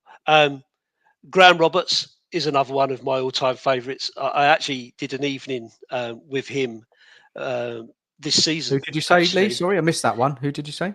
Graham Roberts. Graham Roberts. Yeah, yeah. I South Dorset Spurs put on an evening with Graham Roberts, and I had the pleasure of hosting it, and absolutely loved it. Loved chatting with him. What a guy! Really top man. Really down to earth, but a really hard working footballer. Someone who really played with so much passion for the club. Absolutely loved playing for Tottenham. Had some great stories, honestly, some really top stories as well. So really liked him. Gaza, I don't think anyone can not say Gaza. I think what a character that guy is, and he lives in Poole. He gets out and about in Poole. My son's met him a couple of times, so he's out and about as well. Top player. Shame he kind of went off to Italy, and a shame about obviously his problems that he's had to battle over his life. But what a footballer he was. Gareth Bale, another one. I think what got to be considered one of the best British footballers of all time. I think, given the amount of stuff that he's won and the way he won it and where he started and how he kind of ended, unbelievable. So yeah, I guess those are kind of my top ones. Harry Kane, I'll always have a special place for Harry, coming through the ranks as he did. I remember watching him as a young lad, thinking this kid's got everything, but he cannot hit the back of the net. Like, When was that, Lee? What age was he, uh, and where was he playing? Because he was on loan a lot, weren't he? yeah, no. Even when he first broke, and even when he first broke through for Tottenham, I just used to watch him and think he works so hard and he's got so much ability, but he just never seemed to be able to score. This is like early days, and then I think it was Sherwood was the manager, and I don't think he had an option of who to play, because our strikers at the time weren't doing particularly well, weren't really that good. It's the Spanish guy, the Spanish lad. Can't think of his name now. Someone will tell us. Where? What, more recently? Yeah, When you the talk Spanish guy, the Spanish striker who we had. Soldado? Soldado, that's him. He was kind of the main striker at the time, and Harry came in, and as soon as he started scoring, he just never stopped after that. And I was just like, unbelievable. I just thought to myself, that's unbelievable, really, because I just felt that it was never going to happen for him. And then once it did, he didn't stop, and he hasn't stopped ever since. But there's just so many players like over the 50 years. I mean, how can you just pick out 5? There's just so many. No, it's a tough question, isn't it? Yeah, because we have had Yeah. fantastic players over the years. It is hard, and I mean, you kind of think about people. You think about players like Ledley King, for instance, yeah. who, like, I mean, the guy only had one knee, like he never trained, and yet he put in performances like he did when he did, and you think, fantastic. Gary Mabbott with his diabetes, being able to play at that level. I honestly, there is just so many players that you just couldn't put your finger on them on any of them, to say. But like I say, Glenn Hoddle would always be number one for me, I guess. And I just think now, Lee, I mean, if you could name who's your favourite player currently, I mean, we haven't got anybody. Are you really fond of anyone in this current team? Um, Not that I would say is like, this is my player. I love this guy, and I'd never want to see him I don't want to see him go or anything like that. But the one I'm kind of fondest of the most, who I rate probably the best, is probably Kulusevski. I think he is an absolute top draw player. I think he's got so much more to offer. I think since he moved inside, I think he's been a revelation when he's not been injured. Who's that? So I've got Who? Kulusevski. Kulusevski. Yeah, he would be.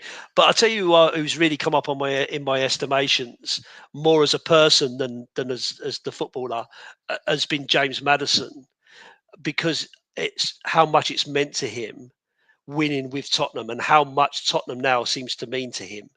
Like listening to him talk on the bus at the parade, how he felt about Tottenham and how he felt winning with Tottenham and how much it now means to him, I thought was such a great thing to hear. You know, a player to actually get touched by what it actually means to play for Tottenham, because that's what you want, right? You want your players to love your club as much as you love your club. They never seem to, because they're just professional people working in a professional job. But for me, I want a player who loves my club. Like I say, you know, Graham Roberts loved Tottenham, still loves Tottenham. He still loves Tottenham. And so, like for me, Mickey Hazard's another one. He absolutely loves Tottenham. And so how can you not love that about that player? Son, though, Lee. What about the son lifting that trophy? You know, he's been at the club for so long. I mean, what a moment. Yeah, I mean, and that's fantastic. Fantastic for him, because he's the only one who's really stayed and been that that loyal, that he wanted to stay just to win that. That meant everything. And even hearing Kyle Walker did an interview recently, he said he'd give up his second Premier League title to have won that trophy with Tottenham. Yeah, I heard that interview. Yeah, and I, you know, that's such a great thing. That's such a great thing to hear from him. Because again, Kyle Walker I thought was a fantastic player, and from what I understand, from what I've heard, like listening to him talk, he didn't want to leave Tottenham. It wasn't him who wanted to leave Tottenham. It was Pochettino telling him that he was going to go with Kieran Trippier that made his mind up to leave, to go to Manchester City.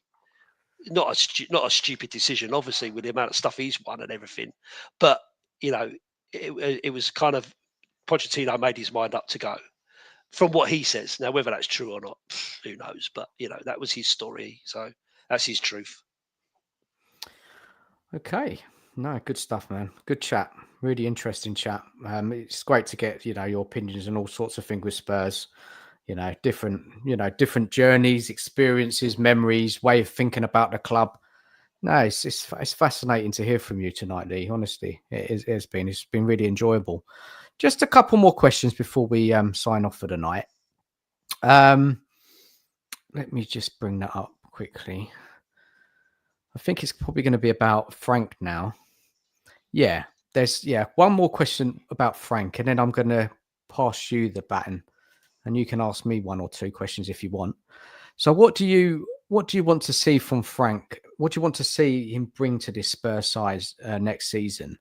Are you setting any targets, and how will you judge Frank? Again, really difficult question, because with Frank, he's so unknown in terms of what can he do, right? So if he's not given any tools to really help him go forward, to refresh the squad, to give him depth and so on, how can you really judge him, right? So my hope for next season will remain what my hope was under Ange. What I'd love to see now is us build upon the success of the Europa League and see us lift the FA Cup. I mean, you asked Palace fans how they felt about lifting the FA Cup, right? And I know it's their first trophy, but you know, for me, that's something I really feel it's been too long, and it's a realistic trophy that we should go for. But at the same time as that's not something that's going to be easy, because it's not been easy for the last 30 odd years. So to expect Thomas Frank to win it just like that is, you know, stupid.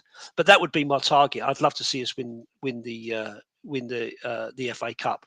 I don't think. Is it realistic next season, Lee? Probably Frank's not. first season. No, probably unless not. the transfer window is really, really good. Oh, I mean, it's going to be tough, probably isn't it? not. Well, probably not. But then the question then is, what do we class as success? Is it, finishing fifth next season gets us into Europe? So is that success? Is that progression? Right? Because let's face it, if Andrew got fifth last season and not won the trophy, he'd still be in a job.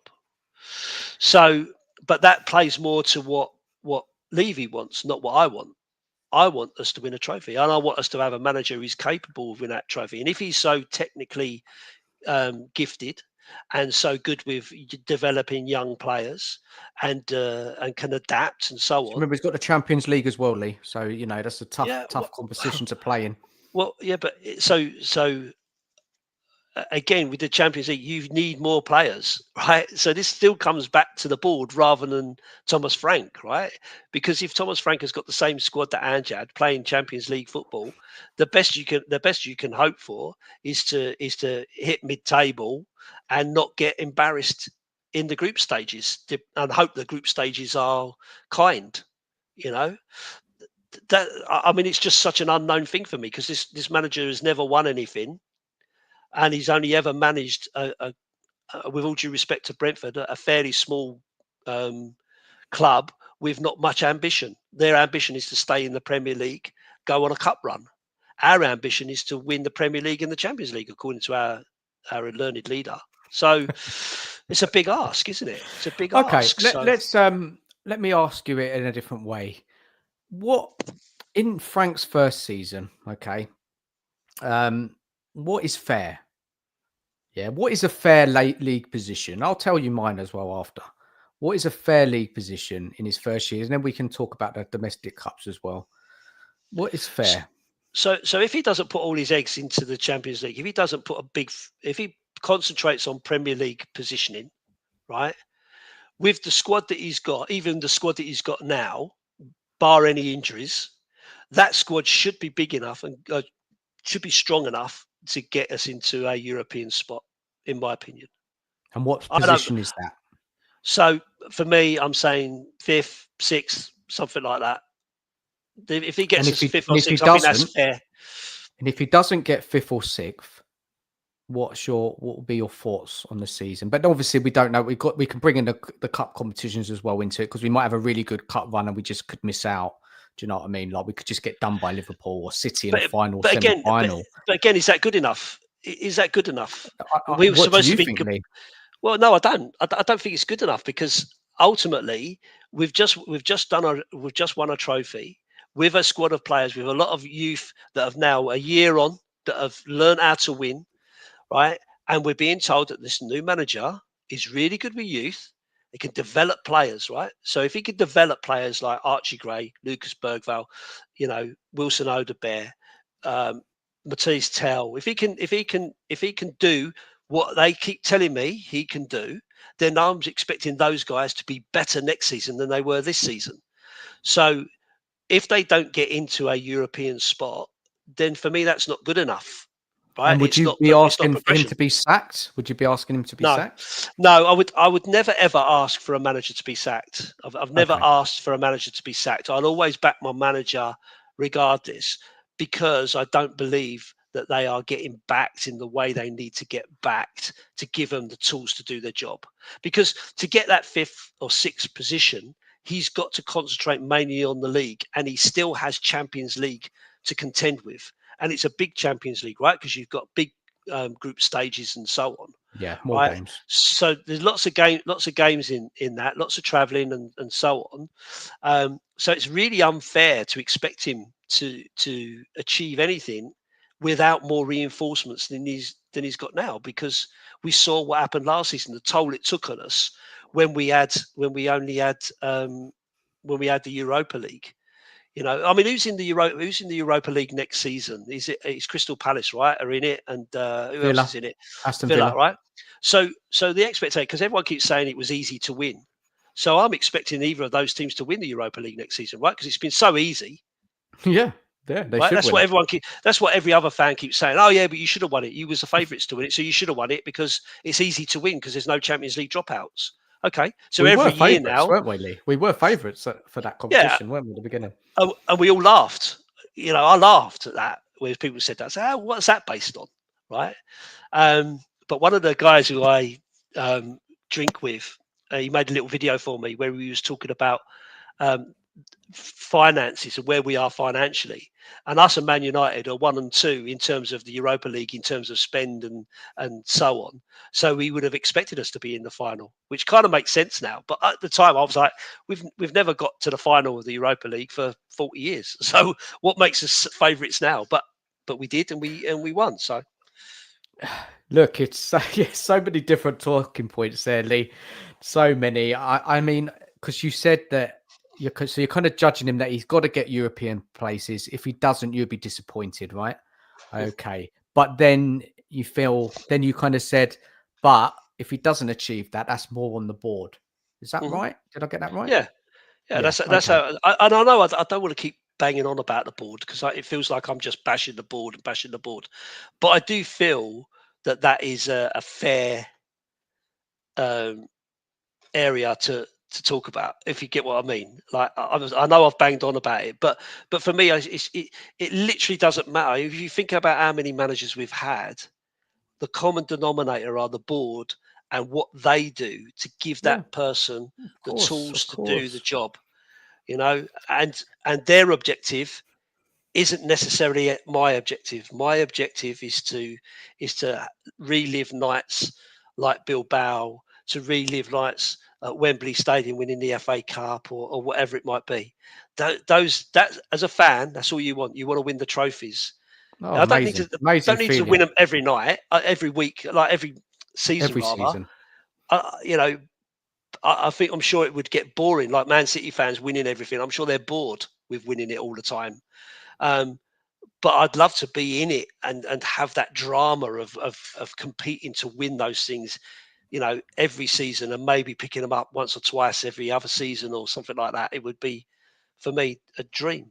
So What about cups then? So, what's your expectation with cups for Frank in his first season? Champions League is really, really difficult, right? Yeah, to get if we get out of that league format, he's done well. And then when it gets to knockout, it's a lottery, right? We just get on the ride. Yeah, just hope that we do something like Redknapp did, really mm, have a go. But we don't know what this Frank team's going to look like, do we? Don't know how long it's going to take Frank to get the team going, and you've got to give him some time, yeah. You've got to yeah, give it. You have to. It's only fair to give manager time in the first season to start working, in an upward trajectory, I guess, making progress throughout the season. There's going to be ups and downs. We're going to lose games, we'll win games. It's going to be, could be bumpy, right? First season as in the managing Spurs. So put the Champions League thing aside. Cup competitions, what's your kind of outlook on that with Frank? Um, like I say, I keep going on. I'd love to see us win the FA Cup. I think but you need a good run, and you need it to be on your side to actually achieve. You need a bit of luck. You need a good kind of run to the final, don't you, to kind of get there. But the other one, I guess, the Carabao Cup is probably the easiest one because there's less what you Yeah. call it to get there. But again, it's another one that we've not historically done very well. For such a long time. But Ange got us to within one game of getting to the final, which kind of goes under the radar a little bit. So we did very well in that last season. So could we do better in it next season?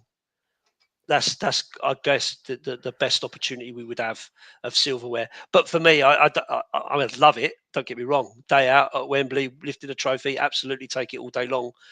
But is that a progression on the Europa League? For me, I'd love to see the FA Cup as the main one. Oh man, amazing, wouldn't it? Absolute fact. Well, yeah, man. We just live in hope, man. We Mm, live in hope. Hopefully, we'll win that FA Cup at some point, and it's been far too long, far, far too yeah. long. So just my take on, I'll just tell you what my expectations for Frank in his first season. I mean, we don't know what's happening with the transfer market, so my expectations may change slightly. But after the season we've had, finishing that low in the league, I think a lot of coaching needs to go back into the side. Confidence building. I think we do have some good players. Um, as I said, I don't think we've got any amazing players, but I think we've seen that in that Europa League that they've got that togetherness, right? They've won the trophy, which is so important for a team, isn't it?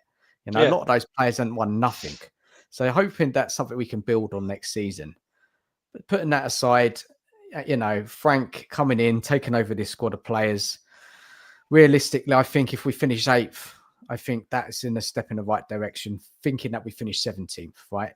It's got to be up. I've got to see progression with the team, you know, throughout the season. See that something is coming together. The new signings, how they're going to adjust to the team. You know, how good are the signings? With cup competitions, again, I want us to be competitive. You know, say if we go out to a team where I feel we're better than, I won't be happy. You know, the figures if we get knocked out to a good team like a Liverpool City, and you know they're better than us on the day. I mean, you've got to be realistic about where we are as a club. We're not a great team, Lee, are we? At the moment, you know, we just finished 17th. Yes, we won the Europa, but I've got to be realistic with my expectations. I haven't got a lot of expectations next season. You know, it is about all kind of, and it's frustrating, I know, starting again a bit. But then I hope that Frank can be somebody like Poch, you know, because the board will never really back managers. So can Frank replicate something like Poch did? And I know it's not good enough. You know, I know we all want to win the league. We all want to win the Champions League. We all want to be challenging. But under this board, realistically, that's the best we can hope for, is having a team like Poch, having a team like Redknapp, Martin Jol. You know, these are my kind of favourite managers in my time of supporting Spurs. So my expectation, if we've done 8th, have a good cup run and, you know, just have the hope that we, you know, get to a final, try and win it. But realistically, you've got to give him, I'll set different targets the season after. So say, for example, Lee, we qualify for the Europa League, right? In the league position, or we win a cup. I think the Europa League is a competition we can win again. And I would put that a target for Frank in his second season, because Ange did it. Yeah, it's interesting, isn't it? Like I get where you're coming from, right?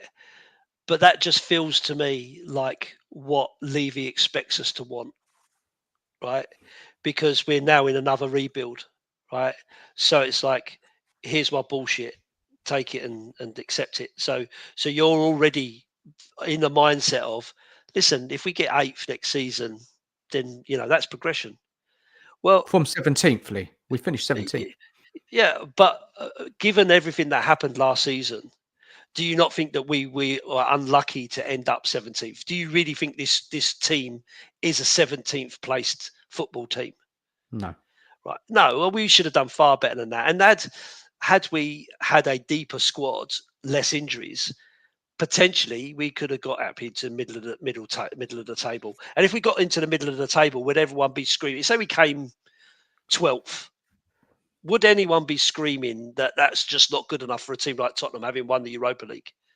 The only thing that, but there's no difference between finishing 12th and finishing 17th, apart from a few There's less in there. defeats, isn't there, Lee? There would have been less defeats, more wins, and then the I, cup on I, I top of it. I think if you look at it overall, if you look at last year's league, and I might be wrong, right? But if you look at last year's league, some of the teams like that were getting lauded, right?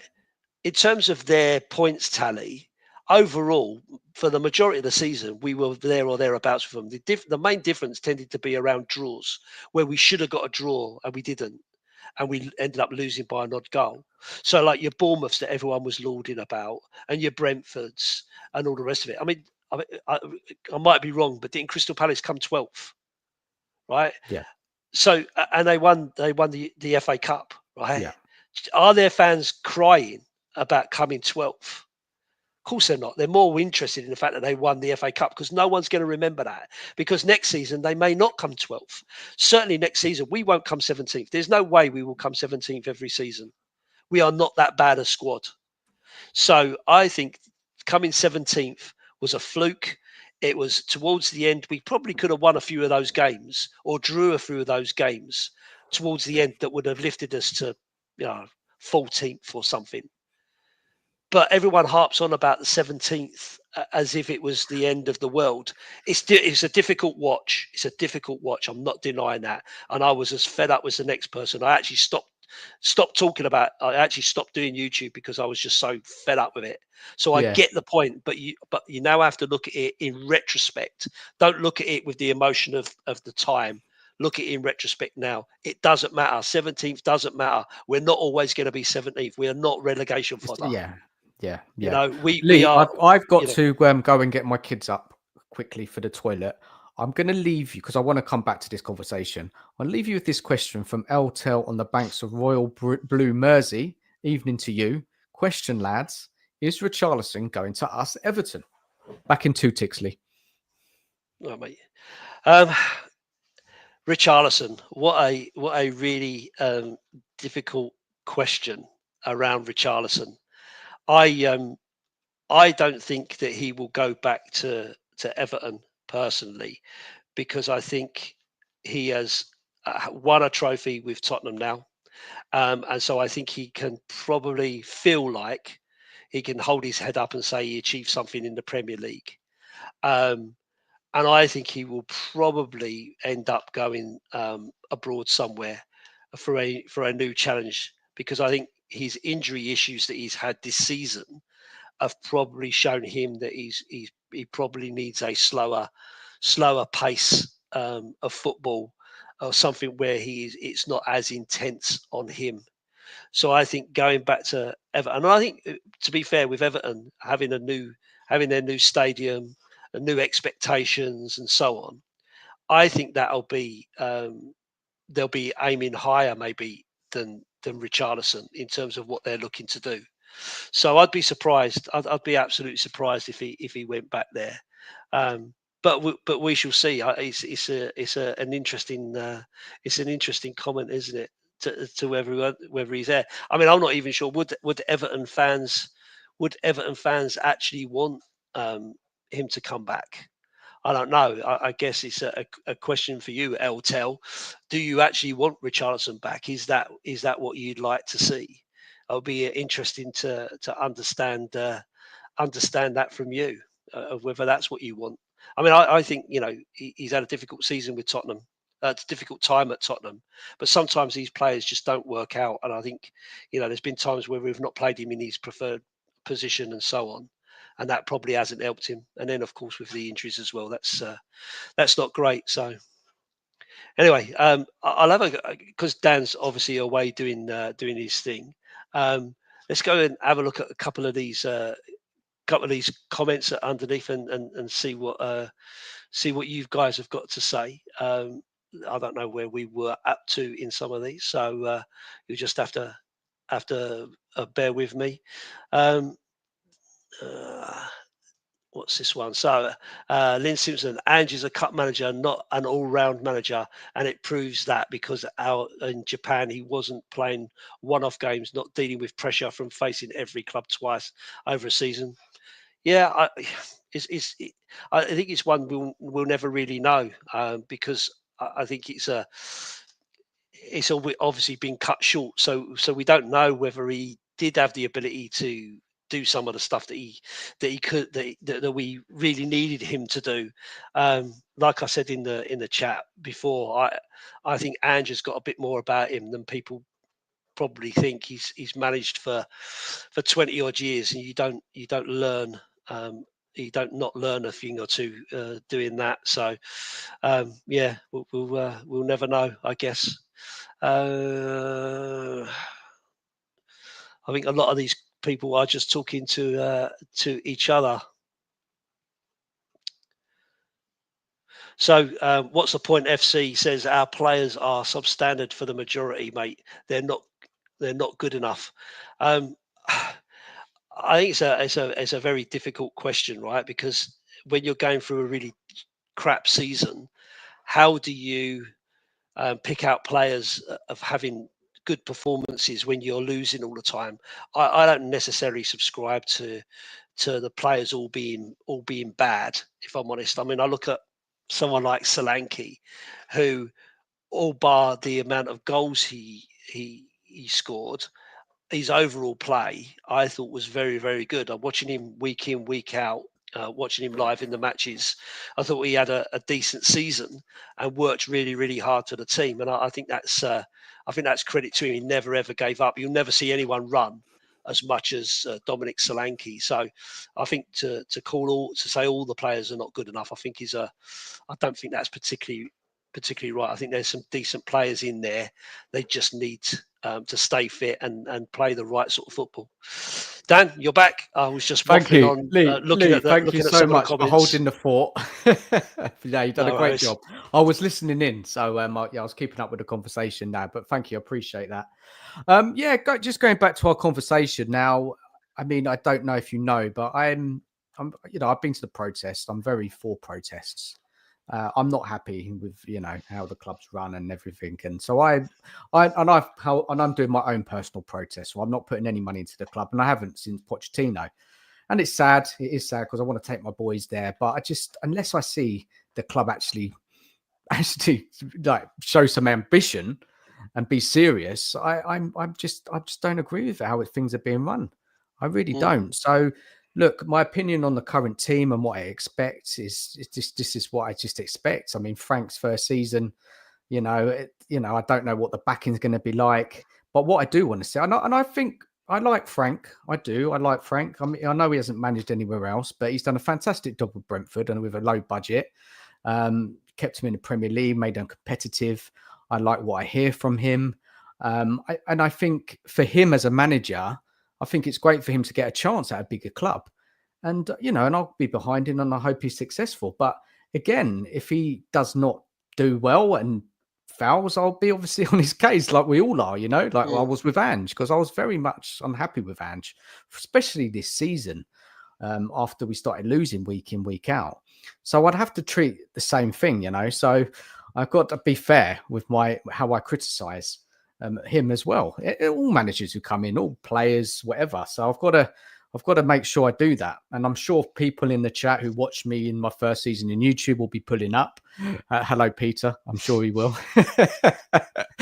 But no, look, I didn't want to kind of get it with you tonight, Lee, about back and forth about, you have your opinion on it. I have mine, and we've both heard each other's. And for me, this summer where we're kind of just, waiting for the transfers, I decided to do this show. It was for me to kind of step away from that kind of confrontation or conflict with other fans, because in my shows Beyond the Lane, and I enjoy the debates. Yeah, it's something I do. I like watching debates, and I've got involved in debates, and that's been a lot throughout the season. It's been a very tense season, right? So many losses, a lot of anger and frustration amongst the fan base. There was a massive support for Ange. The people were well against Ange, wanted him out. Then people changed their opinions, especially when we won the Europa League. So this summer for me, I know I had quite a lively show last night, but generally this summer I'm kind of want to have conversation about Spurs, get other people's views, meet some new YouTubers, and have some, fun conversation. So look, we'll see with Frank, man. Who knows what's going to happen? No, listen, mate. Just to be clear, I'm not against your opinion. I'm not advocating that anything for Ange has gone right. I would have just liked to have seen where it could have gone, depending on what the board did, right? But that aside, you're right. The expectation shouldn't be there on Frank, right? It shouldn't be there to do anything. But that's, for me, is the problem, right? In the fact that the board have basically just told us you just have to wait again. You're just going to have to wait for another rebuild. And I don't think, and I'm against that. It's not about Ange. It could have been any manager, right? They should have rebuilt. They should have rebuilt under Conte. They should have rebuilt under Mourinho. They should have rebuilt under Poch, right? Yeah. They never did it for any of them. What I've always wanted was stop changing the manager every 18 months. Give them time to build, right? Give them time to build. If you're not, give them time to build and invest in the squad to build up a squad good enough to challenge for trophies. So it could have been any manager. Didn't necessarily have to be Ange, right? And that's what I want now. If Frank's the man that they believe is the right man to take us forward, prove it, back him, give him the contract, right? And then give him the backing and stick with him through thick through Finn. You stick with him because he's the man you believe can take you forward. Even if he finishes 17th without a trophy. But where do you go from there? Sack him, rebuild. Here we go again. I just want to know, you're like, you might have a board, limitation. You might have like a, you know, oh, that's a bit too low. You know, Lee, I just want to gauge your kind of. If they don't give him any players this summer, right, and he ends up 17th with no trophy, who's to blame? Yeah. That's my point. He's going to get players, right? isn't he? He's going to get players, but are they good enough? We don't know, do we? So you get some £5 million kid from Japan who may be brilliant. I'd never heard of Mickey van der Ven until he came, and look how good he's been, right? So it's about the recruitment. But my point is, all the board have done this time is they've taken away your expectation of building on a Europa win and giving you another rebuild to think about for another season. So you're not worried about next season. All you want to see is not finishing 17th. But then the season after, you want to win something. So it buys them another season of not having to do anything. And that's my issue with the board.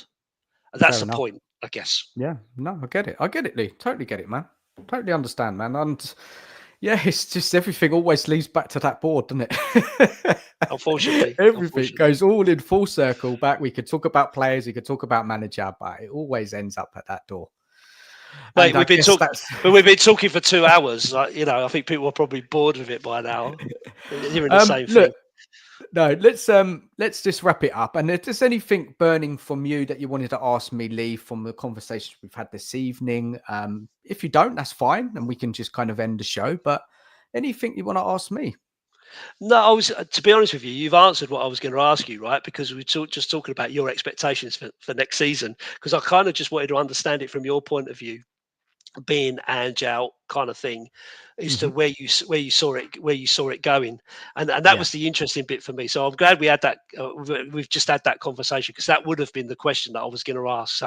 So I'm happy to wrap it up, mate, because I'm sure all these people in the comments here have probably had enough of listening to me rabbit on anyway. So. No, not at all, man. They've enjoyed it, and everybody in the chat, big up for watching. Thank you so much for your comments. Please subscribe to Lee if you haven't. Please smash the like button. If you haven't subscribed to me, please do. We'll have another one of these next week. I'm working on who's that going to be. So yeah, watch this space. But look, big thank you, Lee, for coming on. I mean, it's been such a lovely talking to you, meeting you, hearing you, how you speak about. Obviously, I've listened to you in the past and over the years, but to actually have a one-on-one conversation with you, it's been fascinating. So, big thank you to you, man, for coming on tonight. No problem at all. It's been a pleasure. I thanks for all the people talking in the chat and watching, and that. I hope it's not been too bad for you, and look forward to chatting again. So. Yeah, we'll have to do something again. And when if I don't know if you're into these things, but we do have shows when the new season starts, and we'll talk about the matches. A weekly show. You're more welcome to come on if you're available. It'd be great to have you on and hear your opinions on the game and what else is going on at Spurs. So yeah, man, if you're interested, just let us know, man. Okay, cool. I'm off to bed. Up the Spurs. Good night, everyone. Big up to everyone. Thank you for watching. And as always, come on, you Spurs.